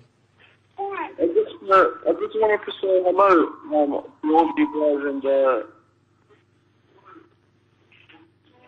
to all you guys in the studio. You're doing a wonderful job. آپ کی آواز صحیح نہیں پہنچ پا رہی ہے۔ بہت شکریہ مقبول بھائی، میں سمجھتا ہوں کہ آپ دوبارہ کال کریں گے، اور تمام ناظرین کی خدمت میں یہ بات عرض کر دوں کہ جب بھی آپ کال کریں تو اپنی ٹی وی کی آواز کو میوٹ کر دیں، اس کے بعد ہم سے بات کریں تاکہ آپ کی آواز ہمارے پاس اور ہماری آواز آپ تک صحیح طریقے سے پہنچ سکے۔ اور تمام ناظرین کی خدمت میں اور کالرز کی خدمت میں یہ بات بھی عرض کروں کہ یہ دعاؤں کا پروگرام نہیں ہے، تو اس میں برائے کرم سوال لے کر تشریف لائیں گے تو زیادہ اچھا اور بہتر ہوگا ہمارے لیے بھی، اور وقت بھی بچے گا انشاءاللہ تعالی۔ اور اگر کوئی سوال فرمائیں گے تو انشاءاللہ اس سوال کے مطابق اگر علماء کرام روشنی ڈالیں گے تو آپ کے لیے بھی اور ہم سب کے لیے کافی فائدہ مند ہو ثابت ہوگا انشاءاللہ۔ یہاں تک آپ کا مینا کے بارے میں سوال تھا، تو مینا جو ہے حضرت ابراہیم علیہ السلام کی خاص یادگاریں تو مینا میں ہی ہیں۔ سبحان اللہ سبحان یہ سب اللہ۔ ادائیں جو ہیں جس میں شیطان کو بگایا آپ نے، تو آج تک جو رمی کی جاتی ہے یہ یادگاریں بھی حضرت ابراہیم خلیل اللہ علیہ السلام۔ تو مینا میں آپ کا جو مقام ہے، یہاں آپ نے حضرت سیدنا اسماعیل علیہ السلام جو حج کی ایک خاص یادگار، جیسا کہ قربانی کے بارے میں سرکار نے فرمایا تمہارے باپ ابراہیم کی سنت ہے، تو یہ بھی مینا میں ہی تو یہ یادگار ہے۔ اس لیے حضرت اسماعیل علیہ السلام، حضرت ابراہیم علیہ السلام اور اس سلسلہ کے انبیاء کرام سب مینا میں تشریف لائے ہیں۔ بہت تو مینا کے بارے میں جو آپ نے سوال فرمایا تو یہ اس کا جواب ہے۔ جی حضور، یہ میں نے اسی لیے تاکہ ہمارے ناظرین کو ان مقامات کا پتہ چلے کہ یہ کون سے مقامات ہیں اور ہم کہاں پر آئے ہیں، اور وہاں بات بات میں آپ کو پتہ ہے کہ ایک دوست نے جو یہ سوال کیا تھا کہ اس میں جو عقائد اہل سنت ثابت ہوتے ہیں اس کے بارے میں اشارہ کریں، تو اس سلسلے میں یہ ہے کہ دیکھیں حضور ہمارے ساتھ ایک کالر ہے تو ان کو شامل کرتے ہیں، اس کے بعد بات کرتے ہیں۔ جی السلام علیکم ورحمۃ اللہ تعالیٰ وبرکاتہ۔ مسز فاروق ہے ہمارے ساتھ۔ جی السلام علیکم۔ وعلیکم السلام۔ جی میں نے کل اپنے پروگرام میں بتایا تھا کہ حج قران والا ایک عمرہ کر کے پھر حج تک وہ ایک ہی عمرہ کر سکتا ہے۔ تو آپ نے مجھے، میں وجہ جاننا چاہتی ہوں کہ اس کے پیچھے کیا وجہ ہے کہ وہ کیوں ایک ہی عمرہ صرف کر سکتا ہے۔ ٹھیک، اور کوئی سوال؟ دوسرے یہ کہ وہ جب اگر حج سے پہلے قران کی اس نے نیت کی ہوئی ہے تو مدینے چلا جاتا ہے، تو وہ حدود میقات سے تو باہر چلا گیا نا، ٹھیک، تو کیا وہ جا سکتا ہے یا نہیں جا سکتا؟ ذرا مجھے ڈیٹیل سے بتائیں، کیونکہ مجھے بہت کنفیوژن ہو رہی ہے کہ کیوں نہیں حج قران کی نیت کے ساتھ وہ اور کوئی عمرہ کر سکتا۔ آپ نے وجہ نہیں بتائی کوئی بھی۔ ٹھیک، بتاتے ہیں انشاءاللہ تعالی ضرور۔ باقی کل اس سوال پر بات علماء کرام نے کی تھی اور اس پر کافی اچھی روشنی ڈالی تھی۔ وہ تو میں آپ وجہ جاننا چاہتے ہیں کہ اس کی کیا وجہ ہے کہ وہ نہیں کر سکتے؟ میں مان گئی کہ نہیں کرنا چاہیے، لیکن مجھے وجہ معلوم ہونی چاہیے۔ صحیح کہا آپ نے، جی بالکل۔ بہت شکریہ، خدا حافظ۔ بہت شکریہ، خدا حافظ، فی امان اللہ۔ جی حضور، آپ جو اگلی بات عرض کر رہے تھے کہ جیسے کہ ہمارے میں بتا رہا تھا حضرت ابو طیب صاحب نے سوال فرمایا تھا کہ عقائد اہل سنت۔ ہاں دیکھیں، یہ جو حج مبارک ہے یہ پورے کا پورا یہ ہے ہی یادگار، اللہ کے محبوبوں کی یادگار۔ سبحان اللہ، بے شک۔ دیکھیے کہ یہاں اللہ تعالیٰ جل شانہ نے جس آیت کریمہ میں حج کی فرضیت کا حکم فرمایا، اس سے پہلے اللہ تعالیٰ جل شانہ نے اس آیت کریمہ میں ارشاد فرمایا ان اول بیت وضع للناس الذی ببکۃ مبارکا وہدی للعالمین فیہ آیات بینات مقام ابراہیم ومن دخلہ کان آمنا۔ یہاں دیکھیے کہ رب تعالیٰ جل شانہ نے اس گھر کی عظمت کو جو بیان فرمایا اور اس میں اپنی خاص نشانیوں کا ذکر کیا، تو سب سے پہلے جس نشانی کو بطور ثبوت کے اللہ تعالیٰ جل شانہ نے ذکر فرمایا اور جس کو اپنی نشانی ٹھہرایا جس چیز کو، وہ مقام ابراہیم ہے۔ مقام ابراہیم کعبہ شریف کے اندر بطور نشانی، اور نشانی کس کی؟ کھلی نشانی رب کی، سبحان نشانی رب کی. اور ہے کیا چیز؟ حضرت ابراہیم علیہ السلام کے قدم کا نشان. مقام ابراہیم جس کو کہتے ہیں وہ پتھر ہے جس میں آپ کا نشان قدم لگا ہوا ہے. نقش قدم پورے کا پورا، پنجہ پاؤں کا پورا حصہ انگلیوں سمیت ایڑیے تک، دو پاؤں، دونوں پاؤں، سبحان اللہ. اور وہ یعنی پتھر میں باقاعدہ دھنسا ہوا ہے، پورے طور پر لگا ہوا ہے. تو اللہ کے نبی کے نشان قدم کو جب اللہ تعالیٰ جل شانہ اپنے گھر کے لیے پہلی نشانی مقرر فرماتا ہے، اسی سے عقیدہ اہل سنت و جماعت ثابت ہوتا ہے کہ جہاں اللہ کے نبیوں کا نشان قدم ہوتا ہے اللہ تعالیٰ اسے اپنی نشانی قرار دیتا ہے. اور نشانی کس لیے ہوتی ہے؟ نشانی کس کو ہم کہتے ہیں؟ نشانی ہم اس کو کہتے ہیں، دیکھیے کہ ہم نے ایک ورق اگر تلاش کرنا ہے، یہ میرے پاس بہار شریعت ہے تو اس میں یہ نشانی ہے، کیا کہنا، بہت یہ نشانی یہ ہم یہاں رکھتے ہیں. کس لیے کہ جو نشان، جو صفحہ ہم جو چیز صفحہ مسئلہ تلاش کرنا چاہتے ہیں اس پر نشانی رکھ لی. یہ نشانی اگر مل گئی تو مطلوبہ مقام مل گیا، کیا کہنا، بہت منزل مل گئی. تو یہ نشانی کس کی ہے؟ مقام ابراہیم، اللہ کی نشانی. تو اس کا مطلب یہ ہے کہ جو اللہ کے محبوبوں کے نقش قدم تک پہنچ گیا وہ اپنی منزل تک پہنچ گیا. اللہ تبارک و تعالیٰ کی معرفت اسے حاصل ہو جائے گی. تو یہ سب سے بڑا عقیدہ اہل سنت و جماعت کا ثبوت ہے. پھر دیکھیے سبحان اللہ کہ قربانی، حضرت ابراہیم علیہ السلام کی قربانی یادگار ہے آج حجاج کرام کے لیے. اور پھر یہ قربانی تو ایسی ہے کہ جس کو نہ صرف حجاج کے لیے بلکہ پوری دنیا کے لیے، حج والوں کے ساتھ ساری دنیا کے لیے اس کو نشان مقرر فرما دیا. اور یہ ہے کیا چیز؟ حضرت ابراہیم علیہ السلام کی قربانی کی یادگار ہے اور ان کی سنت ہے. سرکار نے خود تعین فرمایا تمہارے باپ ابراہیم کی سنت ہے. مہاد الاضاحی، یہ قربانیاں ہیں کیا؟ تو سرکار فرمایا تمہارے باپ کی سنت. تو اس کا مطلب یہ نکلا کہ رب تعالیٰ جل شانہ کو وہ عمل اتنا محبوب ہے کہ اس کو قیامت تک کے لیے اس کو ذریعہ تقرب الہی بنا دیا کہ جو بھی اس ذریعے سے، دیکھیے وہ کیا تھا کہ ابراہیم علیہ السلام نے تو فلما اسلم وتلہ للجبین ونادینا یا ابراہیم قد صدقت الرؤیا، کہ ابراہیم علیہ السلام نے تو حضرت اسماعیل علیہ السلام کو پیشانی کے بل لٹا دیا. اب اس کی یادگار ہے کہ ہم جو ہے بچوں کو تو ذبح نہیں کرتے، نہ بچوں کو لٹانے کا حکم ہے کہ آپ ان کے گلے پر چھری رکھیں، لیکن اس ذبح عظیم کی یادگار کے طور پر اپنے مال سے ہم ایک جانور خریدتے ہیں اور اس کو اللہ کی راہ میں ذبح کرتے ہیں. گویا کہ ہم اس کی ایک مثال قائم کرتے ہیں اور اس کے ذریعے سے حضرت ابراہیم علیہ السلام کی یعنی اخلاص کا صدقہ ہم اللہ تبارک و تعالیٰ کا قرب حاصل کرتے ہیں. اسی طرح دیکھیے جب قربانی کے لیے لے جا رہے تھے حضرت اسماعیل علیہ السلام کو تو شیطان نے وسوسہ ڈالنے کی کوشش. یہ بات بڑی اچھی ہے، انشاءاللہ بات کریں گے اس پر. ہمارے ساتھ ایک کالر ہیں خادم حسین صاحب مانچسٹر سے، پوچھتے ہیں کیا سوال فرماتے ہیں. جی السلام علیکم ورحمۃ اللہ. وعلیکم السلام، شاہ صاحب قبلہ کو بھی میرا سلام ہو. میرے دو چھوٹے چھوٹے سوال ہیں. جی ایک تو یہ ہے کہ جب میں حج پہ گیا تھا تو میں نے جو احرام باندھا تھا وہ قاہرہ سے باندھا تھا. اور دوسرا میرا سوال یہ ہے، باندھا تھا آپ نے؟ عجیب لائن پر گیا تھا تو وہ قاہرہ سے باندھا تھا. جی جی جی ٹھیک. اور دوسرا سوال یہ ہے کہ جو قربانی کے پیسے جو تھے وہ مجھے حاجی صاحب نے کہے تھے کہ بھئی بینک میں جمع کرا دو، تو میں نے وہ پیسے بینک میں اور ساتھ ایک احتیاط کے طور پر دم کے کہ مجھ سے کوئی غلطی ہو گئی ہو تو میں نے وہ دم کے پیسے بھی میں نے قربانیوں کے پیسے جمع کرا دیے. تو میں اس بارے میں پوچھنا چاہتا تھا کہ یہ میں نے حرام صحیح جگہ سے باندھا کیوں؟ تمام حاجیوں نے وہیں سے باندھا، وہیں غسل کیا. فی امان اللہ، جزاکم اللہ خیر. تو یہ جاننا چاہیں گے کہ کیا ہماری قربانی اور دم کے پیسے جو جمع کرے وہ صحیح تھا. بہرحال حضور تو وہ اگلی بات جو آپ ارشاد فرما رہے تھے، شیطان کو کنکری مانا اور اسی جگہ پر جو کرتے اسی مقام پر جب آپ نے اس قربانی کے لیے مینا میں حضرت اسماعیل علیہ السلام کو آپ لے کر آئے تو احکم الحاکمین جل وعلا کے حکم پر اور وہاں سوال و جواب جو حضرت ابراہیم خلیل اللہ علیہ السلام فرما رہے ہیں، تو حضرت اسماعیل علیہ السلام سے ذبیح اللہ سے آپ یہ فرماتے ہیں کہ میں نے یہ خواب دیکھا ہے، انی رأى فی المنام انی اذبحک، کہ میں تمہیں ذبح کرتا ہوں، یہ میں خواب میں دیکھتا ہوں، فانظر ماذا ترى، تیرا کیا خیال ہے اس بارے میں؟ یعنی حضرت اسماعیل علیہ السلام کی یہ عظمت ہے کہ ابراہیم خلیل اللہ علیہ السلام یہ بتا رہے ہیں کہ میرے قربانی کرنا مجھے حکم ہوا ہے، میں کر رہا ہوں.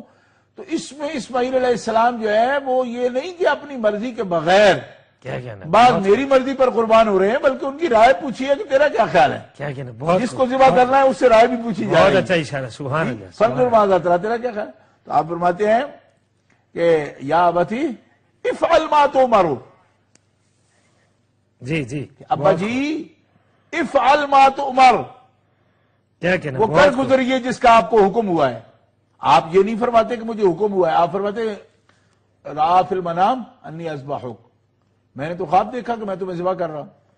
لیکن اسماعیل علیہ السلام جواب میں کیا فرماتے ہیں؟ جس کا آپ کو حکم ہوا ہے. وہ فرماتے نہیں کہ مجھے حکم ہوا ہے، لیکن اسماعیل علیہ السلام کے جواب کے اندر یہ خود ایک حکمت موجود ہے کہ آپ تو اللہ کے نبی ہیں، اللہ کے خلیل ہیں.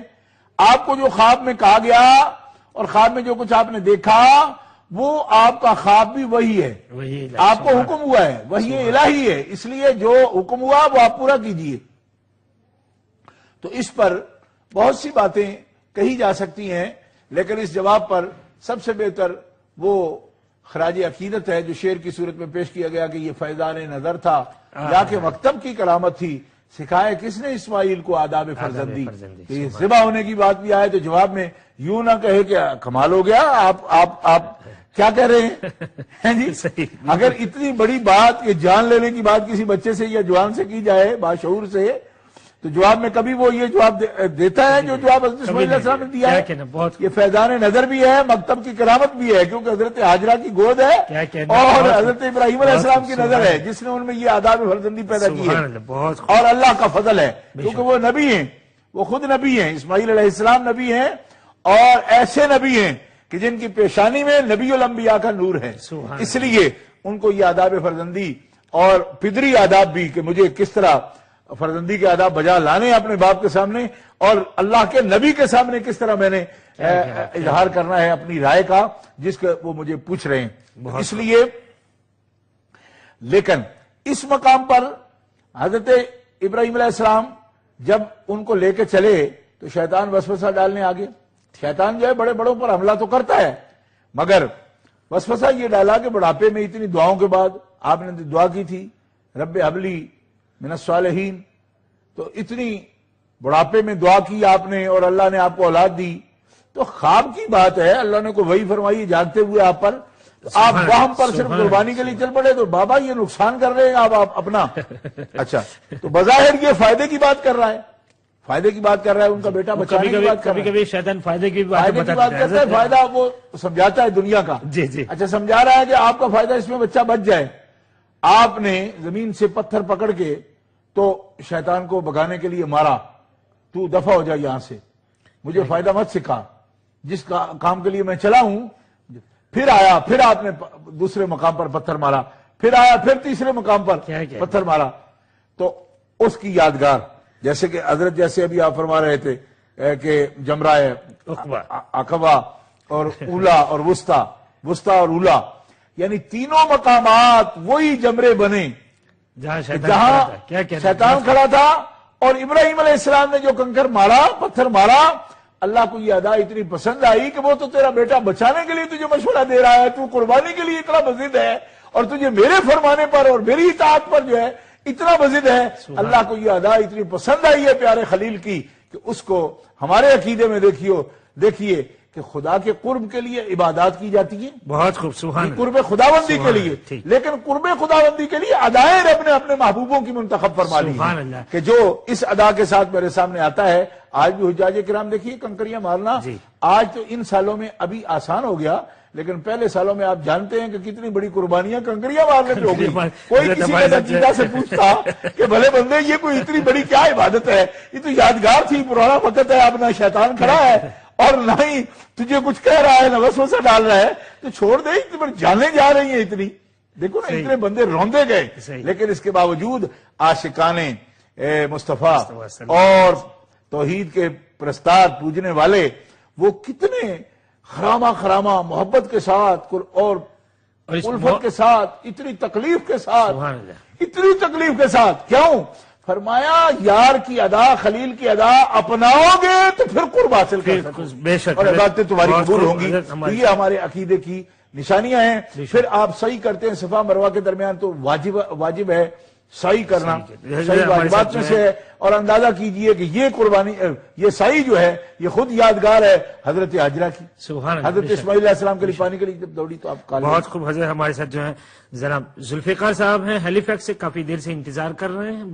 السلام علیکم ورحمۃ اللہ تعالیٰ وبرکاتہ. وعلیکم السلام ورحمۃ اللہ. معاف میری کیجیے طرف سے آپ سب کو السلام علیکم. وعلیکم السلام. میرا سوال یہ ہے کہ کل جو کمیٹی کا آپ نے کہا تھا کہ کمیٹی کے جو پیسے ہیں ان سے حج آپ نہیں کر سکتے، میری جو سمجھ میں آیا ہے کل. نہیں کر سکتے، منع نہیں فرمایا. اچھا، علماء کرام نے منع نہیں فرمایا تھا. علماء کرام نے یہ فرمایا تھا کہ بھائی کمیٹی کے جو پیسے ہوتے ہیں وہ پیسے حلال ہوں، پاک ہوں تو اس صورت میں کر سکتے ہیں. مگر آپ کمیٹی ڈالتے ہیں، آپ کو کیسے پتا چلے گا کہ وہ جو کون کس قسم کے پیسے اس میں ڈال رہا ہے؟ وہ تو آپ کو پتا ہونا چاہیے کہ بھائی کون کون سے لوگ کمیٹی میں ہوتے ہیں اور کون کیسے لوگ ہوتے ہیں پیسے ڈالنے والے. وہ تو ٹھیک ہے بات ہے آپ جو کہہ رہے ہیں، مگر مثلا ہر آدمی کہتا ہے کہ میرے پاس صافی پیسے ہیں، ہم دوسرے آدمی کو کس طرح کہہ سکتے ہیں کہ وہ تمہارے پیسے صحیح نہیں ہیں؟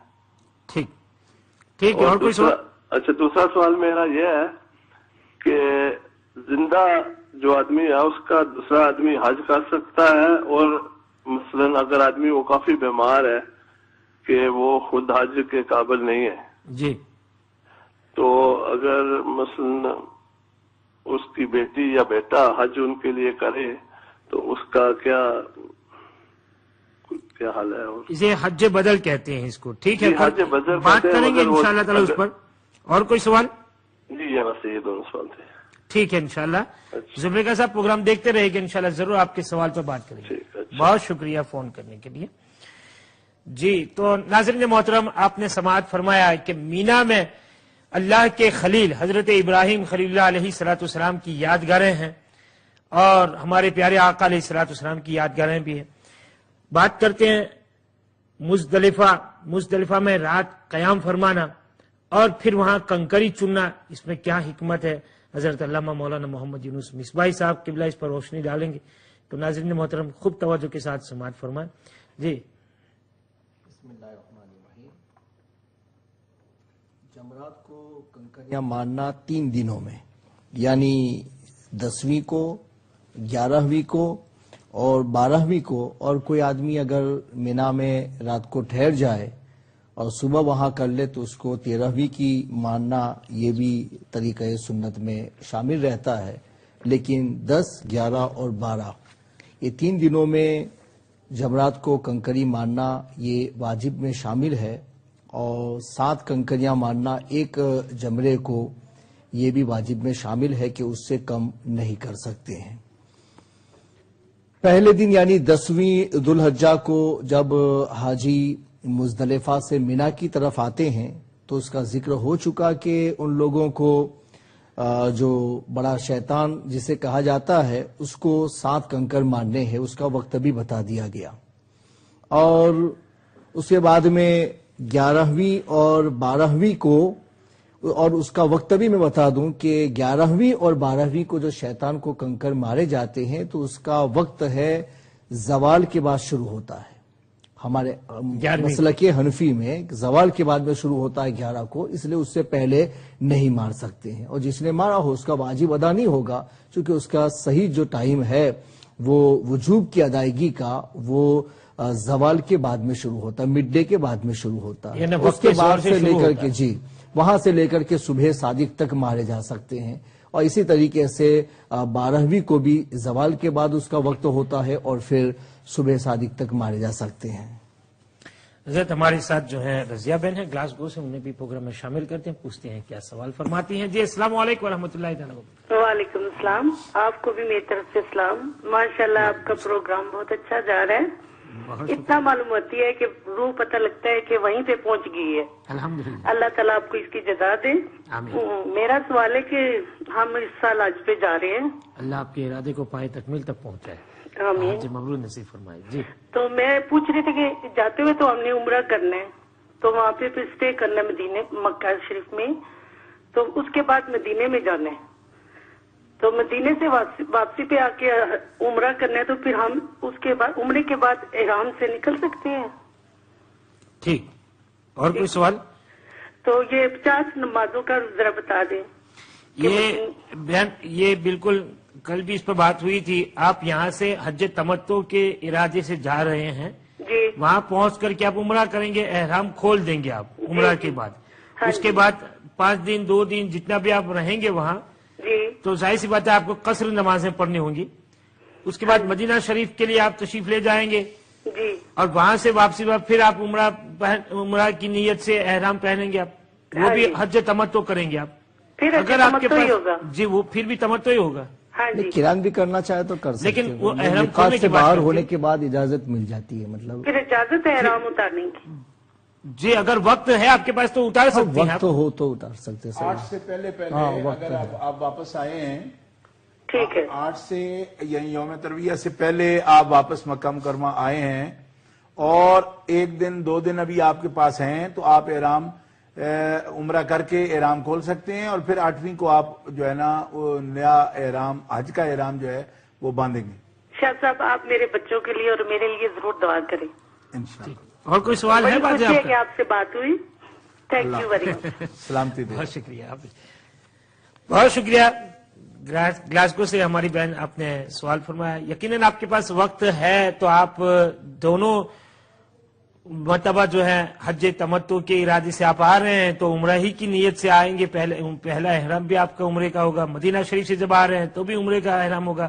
اگر آپ کے پاس وقت نہیں ہے اور آپ حج قران کرنا چاہتے ہیں تو مدینہ شریف سے واپسی پر حج قران کی بھی احرام سے آپ داخل ہو سکتے ہیں, عمرہ کر سکتے ہیں. عمرہ کے بعد آپ کا احرام نہیں کھلے گا بلکہ وہ حج کے بعد کھلے گا. بہت شکریہ. ناظرین محترم, لیتے ہیں مختصر سا وقفہ. وقفے کے بعد دوبارہ آپ کی خدمت میں حاضر ہوتے ہیں. السلام علیکم ورحمۃ اللہ تعالی وبرکاتہ.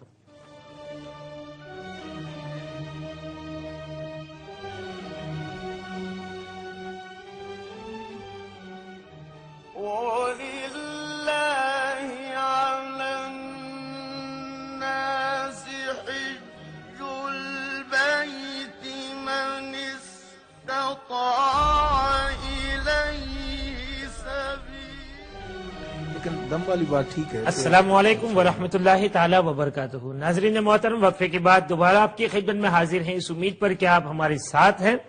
اور ساتھ ساتھ میں یہ بھی بتاتا چلوں کہ انشاءاللہ تعالی اب آئندہ کل کے لیے آج کے ایپیسوڈ کی ٹیلی فون لائن بند کر دی گئی ہے.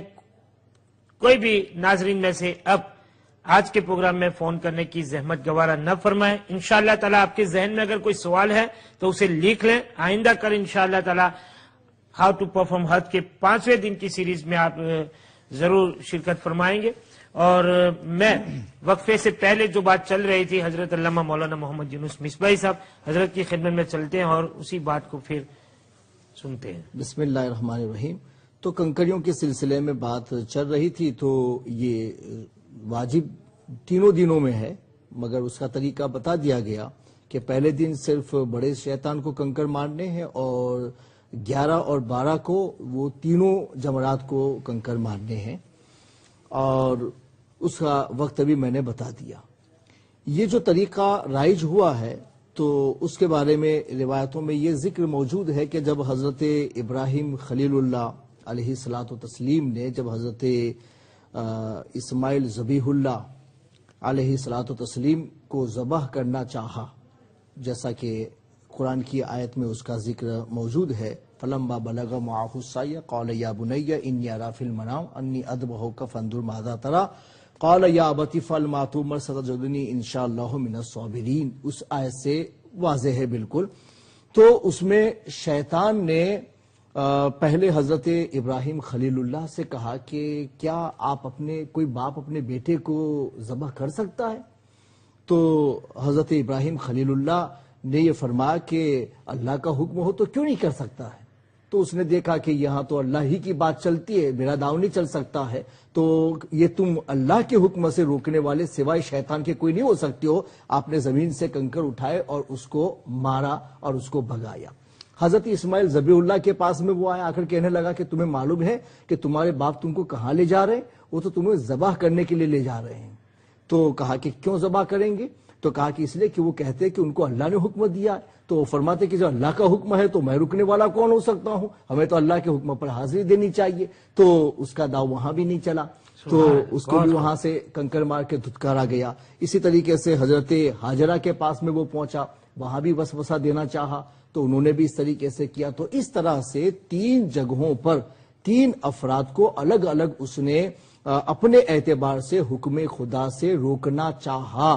تو اس کو دھتکارنے کے لیے ہم لوگوں کو یہ طریقہ دیا گیا کہ اگرچہ وہ تو صحیح معنوں میں وہ ہاپن بنا تھا، لیکن ہم لوگ حضرت ابراہیم خلیل اللہ علیہ الصلوۃ والتسلیم کی ان کے ساتھ حضرت اسماعیل ذبیح اللہ کے اور حضرت ہاجرہ کے طریقے پر عمل کرنے کے لیے شیطان کو ہمیشہ دھتکارتے رہیں تاکہ قیامت تک شیطان پر وہ دھتکار چالو ہی رہے. اس وجہ سے حج کے مناسک میں، چونکہ حج کے مناسک حضرت ابراہیم خلیل اللہ کے مناسک حج سے متعلق ہیں، اس لیے ان کے طریقوں کو باقی رکھا گیا. تو یہ حکم ہم لوگوں کو دیا گیا. تو جو کنکر مارے جاتے ہیں تو وہ اللہ کی بارگاہ میں قبول بھی کیے جاتے ہیں. اس وجہ سے فرما گیا ہے کہ کنکر کو پہلے دھو لینا چاہیے، پاک بنا لینا چاہیے، چونکہ وہ اللہ کی بارگاہ میں قبول ہو جاتا ہے. اگر ایسا نہ ہونا تو ملینزوں حاجی ہوتے ہیں اور سب کم سے کم 49 کنکر 3 دنوں میں مارتے ہیں، کم سے کم پہاڑ کی طرح 49 بن جاتا ہے. اور وہ اگر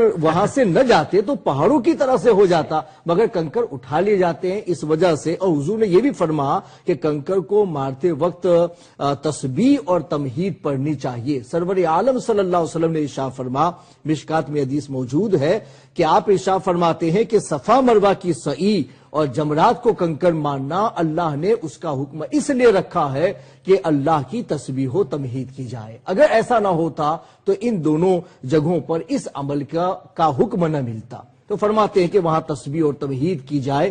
تو تسبیح اور تمہید بکثرت کرنی چاہیے، دوسری باتیں نہیں کرنی چاہیے. دعائیں بھی کرنی چاہیے. جمرہ جو پہلا جمرہ ہے وہاں، دوسرا جمرہ ہے وہاں حضور اکرم علیہ الصلوۃ والتسلیم نے دعا بھی کی ہے، مگر تیسرے کو کنکر مارنے کے بعد میں پھر ٹھہرے نہیں ہے. تو حاجیوں کو اسی طریقے سے کرنا چاہیے. تو میں نے کنکر مارنے کی حکمت بھی بتا دی، یہ بھی بتا دیا کہ 3 دن مارے جائیں گے. 49 کنکر منیمم ہونے چاہیے جو اپنے ساتھ میں لے. اسے زائد لے جائے کہ کسی کے دھکم دکی میں ہاتھ سے گر جائے اور جس جگہ پر پھینکنا ہے اگر اس جگہ پر نہ گر سکے. ابھی تو بہت سہولت ہو گئی ہے کہ انہوں نے ایسی فیسلٹیز کر رکھی ہے کہ آپ ماریں گے کسی بھی طریقے سے وہ جا کر کے اسی جگہ پر گرتا ہے کہ آپ کا کنکر بیکار نہیں جائے گا. تو مگر پھر بھی اگر کسی کے پاس میں نہ ہو یا کسی کی کمی ہو جائے یا کوئی دھکے میں کسی کی تھیلی الٹ جائے اور اس کے پاس نہ ہو تو دوسرے کی بھی مدد کر سکتے ہیں. تو اس طریقے سے تھوڑے سے زیادہ ہی کنکر لے لینے چاہیے تاکہ شیطانوں کو مارا بھی سکے، دوسروں کی ہیلپ بھی. مزدلفہ سے ہی اٹھانی ہے ایسا؟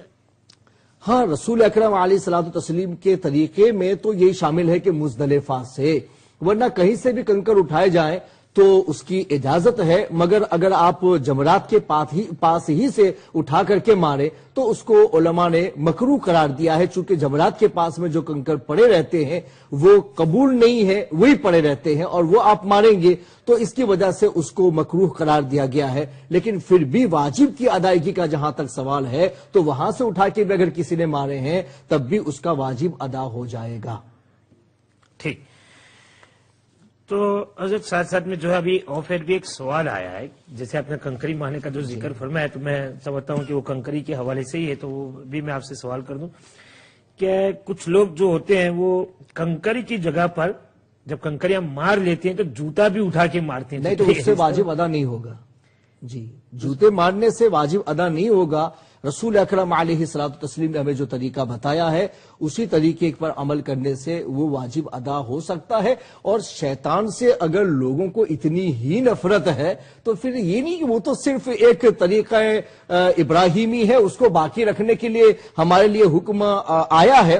در حقیقت اس کے ذریعے سے ہمیں شیطان سے نفرت دلانا مقصود ہے کہ شیطان کے وساوس میں نہ آئے، شیطان کو ہم دھتکاریں، شیطان کو ہم قریب نہ ہونے دیں، شیطان کے بتائی ہوئی باتوں پر نہ چلے، اللہ اور رسول کے فرمان پر چلے اور شیطان سے ہم نفرت کریں، اس طریقے کو سکھانے کے لیے یہ مناسک حج میں ان چیزوں کو باقی رکھا گیا۔ تو شیطان کی نفرت تو یہاں آ کے کرنی ہے کہ ہم سے کوئی گناہ کا کام نہ ہو سکے، ہم نافرمانی نہ کر سکے، اللہ اور رسول کے خلاف نہ جا سکے۔ بالکل بڑی قیمتی بات فرما رہے ہیں کہ اصل میں تو شیطان سے نفرت بیزاری کا اظہار ہے اس میں، صرف یہ نہیں کہ اتنا آپ زور سے مار رہے ہیں یا آپ کوئی اور چیز بھی اٹھا کے مار رہے ہیں تو اس سے آپ جو ہے نا غصے کا اظہار کر رہے ہیں، تو یہ اسی وقت نہیں، اصل میں بیزاری ہے۔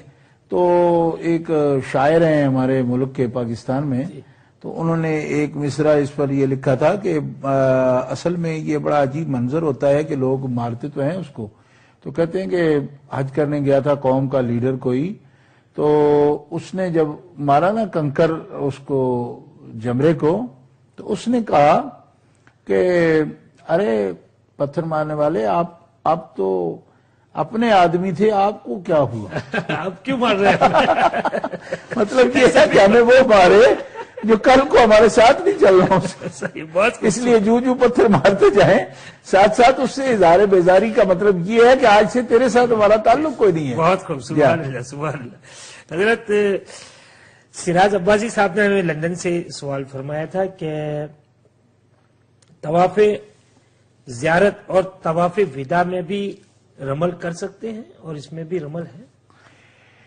جی، یہ اس میں یہ ہے کہ ایک تو یہ بات پکی یاد رکھیں کہ جس طواف کے بعد سعی ہے نا، جس طواف کے بعد بھی سعی ہے اس میں رمل ہوگا، اور اگر قارن یا مفرد طواف قدوم میں یا متمتع جو ہے احرام حج باندھنے کے بعد شوال کے بعد، شوال شروع ہونے کے بعد یعنی اشہر حج ہوں، تو کسی نفل طواف میں اس نے سعی اور رمل کیا ہے، تو اس صورت میں بعد کے جو یعنی یا تو طواف قدوم میں وہ کر چکا رمل اور سعی کر لی، طواف قدوم کے بعد سعی کی اور رمل بھی کر لیا، اور یا پھر ایسا ہے کہ متمتع نے احرام حج باندھا اور احرام حج باندھنے کے بعد اس نے کوئی نفلی طواف کیا ہے، اس کے بعد اس نے سعی کی ہے، تو ان صورتوں میں جب وہ رمل کر چکا، سعی کر چکا یا سعی کر چکا، تو پھر اب وہ طواف زیارت میں یا طواف وداع میں اس کے لیے رمل نہیں ہے۔ ان کا سوال تو رمل کے بارے میں تھا، تو رمل اسی صورت میں ہوگا جس طواف کے بعد سعی ہو، رمل اس میں ہوتا ہے۔ سبحان اللہ، بہت خوب۔ جس طواف کے بعد سعی ہو اس میں رمل ہے، بالکل، اور جس طواف کے بعد سعی نہیں اس میں رمل نہیں۔ سبحان اللہ، بہت خوب۔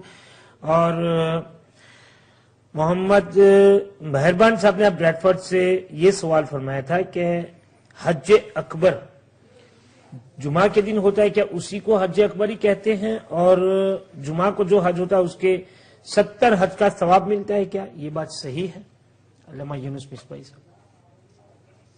بسم اللہ الرحمن الرحیم۔ اولاً تو حج اکبر کے لیے جو لوگوں کے درمیان ایک اصطلاح چل چکی ہے تو کہ جمعہ کے دن حج ہو اسے حج اکبر کہا جائے، تو یہ اصطلاح شرعی نہیں ہے کہ شرعی اصطلاح میں بھی حج اکبر اسی کو کہا جائے، لیکن در حقیقت سرور عالم صلی اللہ تعالی علیہ وسلم نے جو حج فرمایا تھا تو حجۃ الوداع تو وہ جمعہ کے دن ہوا، تو اس وجہ سے لوگوں نے اس کو حج اکبر کا نام دیا، اور پھر جب حج جمعہ کے دن آتا ہے تو اس کی مناسبت سے لوگ اس کو حج اکبر کہتے ہیں، چونکہ حضور اکرم علیہ الصلوۃ والتسلیم پر جب حج سب کے لیے حج فرض ہوا تو وہ سن ہجری 9 میں فرض ہوا تھا، جس میں آپ تشریف نہیں لے گئے اور آپ نے حضرت ابو بکر صدیق رضی اللہ مولا تبارک و تعالی عنہ کو امیر حج بنایا تھا اور ان کو حج کے لیے بھیجا تھا، اور دوسرے سال حضور اکرم علیہ الصلوۃ والتسلیم تشریف لے گئے، تو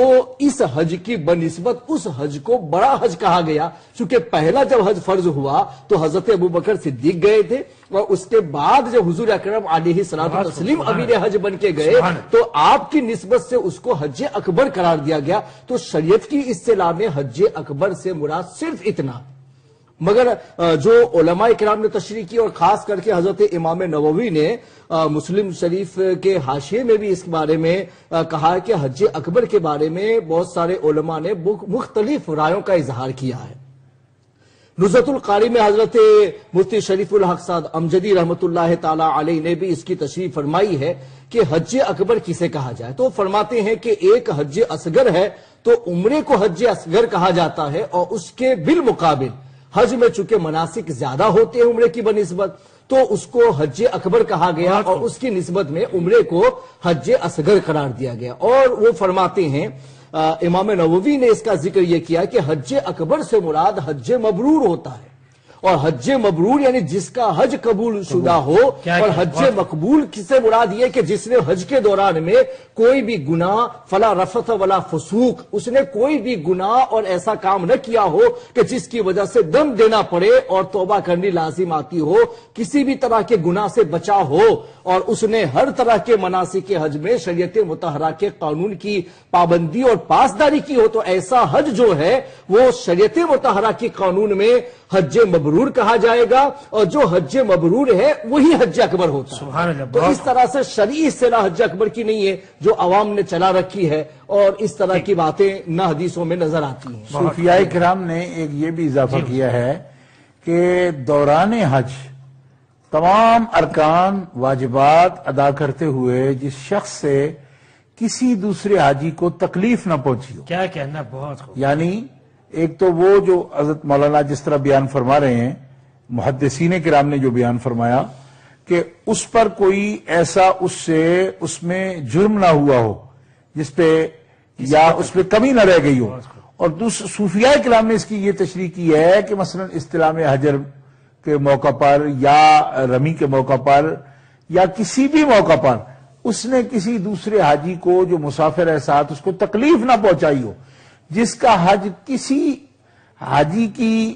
مسافر کی تکلیف کے بغیر ہو گیا اس کا حج بھی حج اکبر ہوگا۔ سبحان اللہ، بہت خوب، بہت خوب اضافے کا جی۔ اور اسی مہربان صاحب نے جو دوسرا سوال یہ فرمایا تھا کہ جس عورت کا کوئی محرم نہ ہو، نہ بھائی ہے، نہ باپ ہے، نہ شوہر ہے، کوئی نہیں ہے، تو اس صورت میں اس کو حج کرنا بھی ہے، اس کے پاس حج فرض بھی ہے، یعنی وہ اتنی استطاعت رکھتی ہے لیکن کوئی محرم نہیں، تو اب کیا کرے ایسی بسم صورت اللہ میں؟ الرحمن الرحیم۔ دیکھیے جہاں تک محرم کا سوال ہے تو وہ تو یہ وجوب ادا کی شرطوں میں شامل کیا گیا ہے کہ وجوب ادا کی جو شرط ہے کہ آدمی پر فوراً حج کرنا جو واجب ہوتا ہے، جس میں آپ تاخیر نہیں کر سکتا ہے، ڈیلے نہیں کر سکتا ہے، تو اسے وجوب ادا کی شرط کہا جاتا ہے۔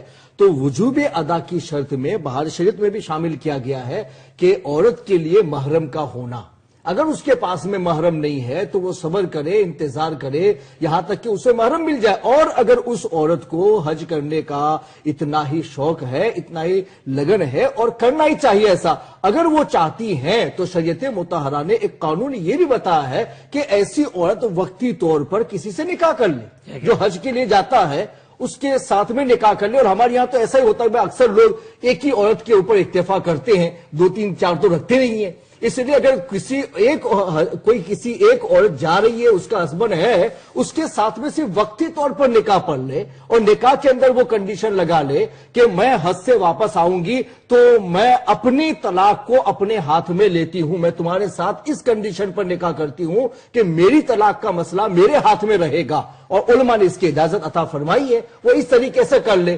تو اب یہ بھی نہیں ہے کہ وہ آنے کے بعد میں اسے چھوڑنا نہ چاہے یا بلیک میل کرے یا طلاق نہ دے، وہ طلاق اس نے اپنے ہاتھ میں لے لیے اور اس کے لیے حج کی گنجائش نکل جائے گی اور محرم بھی اپنے ہاتھ میں طلاق لینے کا مطلب بھی ذرا سمجھا دیں تاکہ مطلب کہ یہ ہوا کہ اب آنے کے بعد وہ اگر طلاق دینا نہیں چاہتا ہے تو عورت اپنے آپ کو خود طلاق دے کر کے اس سے پیچھا چھڑا لے گی اور الگ ہو سکتی ہے۔ یہ تفویض طلاق، تفویض طلاق میں شامل ہے۔ طلاق کا حق اپنے پاس رکھنا۔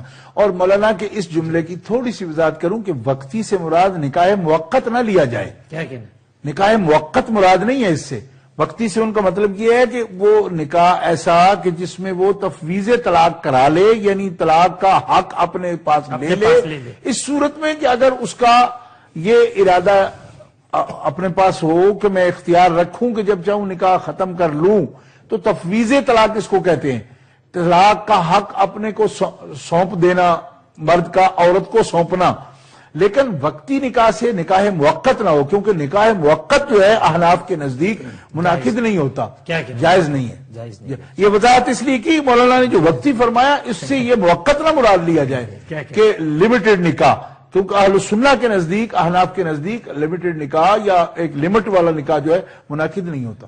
کیا کہنا، بہت خوب۔ تو میں سمجھتا ہوں کہ محمد مہربان صاحب، آپ نے جو سوال فرمایا جس بہن کے سلسلے میں بھی، وہ اس کا علماء کرام نے، دونوں حضرات نے مل کر بہت ہی خوبصورت جواب ارشاد فرما دیا۔ جی حضرت، آخری سوال میں آپ کی خدمت میں عرض کروں، اس کے بعد جو ہے وقت آگے بڑھنے کی اجازت نہیں دیتا۔ محمد ناصر صاحب نے برمنگھم سے یہ سوال فرمایا کہ حج کا خطبہ سننا کیا واجب ہے یا ضروری ہے؟ حج کا خطبہ جو نہیں سنتا اس کا حج نہیں ہوتا ہے، کیا یہ صحیح ہے؟ نہیں، ایسا نہیں ہے۔ وقوف عرفہ فرض ہے، حج کا رکن وہی ہے، اور خطبہ سننا جو ہے یہ مستحبات میں سے ہے، سنن میں سے ہے، اور مستحبات میں سے یہ ضروری نہیں ہے، کیونکہ حج کا خطبہ کا سننا اجتماع عظیم ہوتا ہے، اپنی توجہ اس پہ کرے، یہ نہیں ہے کہ باتوں میں مشغول رہے، لیکن اس میں ضروری نہیں ہے کہ اس تک آواز بھی آ رہی ہو، ایسا کچھ نہیں۔ بہت خوب۔ ناظرین محترم، آج کے ایپیسوڈ میں آپ نے سماعت فرمایا مینا، مزدلفہ اور عرفات کے حوالے سے۔ مینا، عرفات میں کون کون سی عبادت پیش کی جاتی ہے رب کی بارگاہ میں، مزدلفہ میں کیا کیا جاتا ہے، ان تمام باتوں پر ہمارے دونوں علماء کرام نے بہت ہی خوبصورت قرآن و حدیث کی روشنی میں روشنی ڈالی ہے۔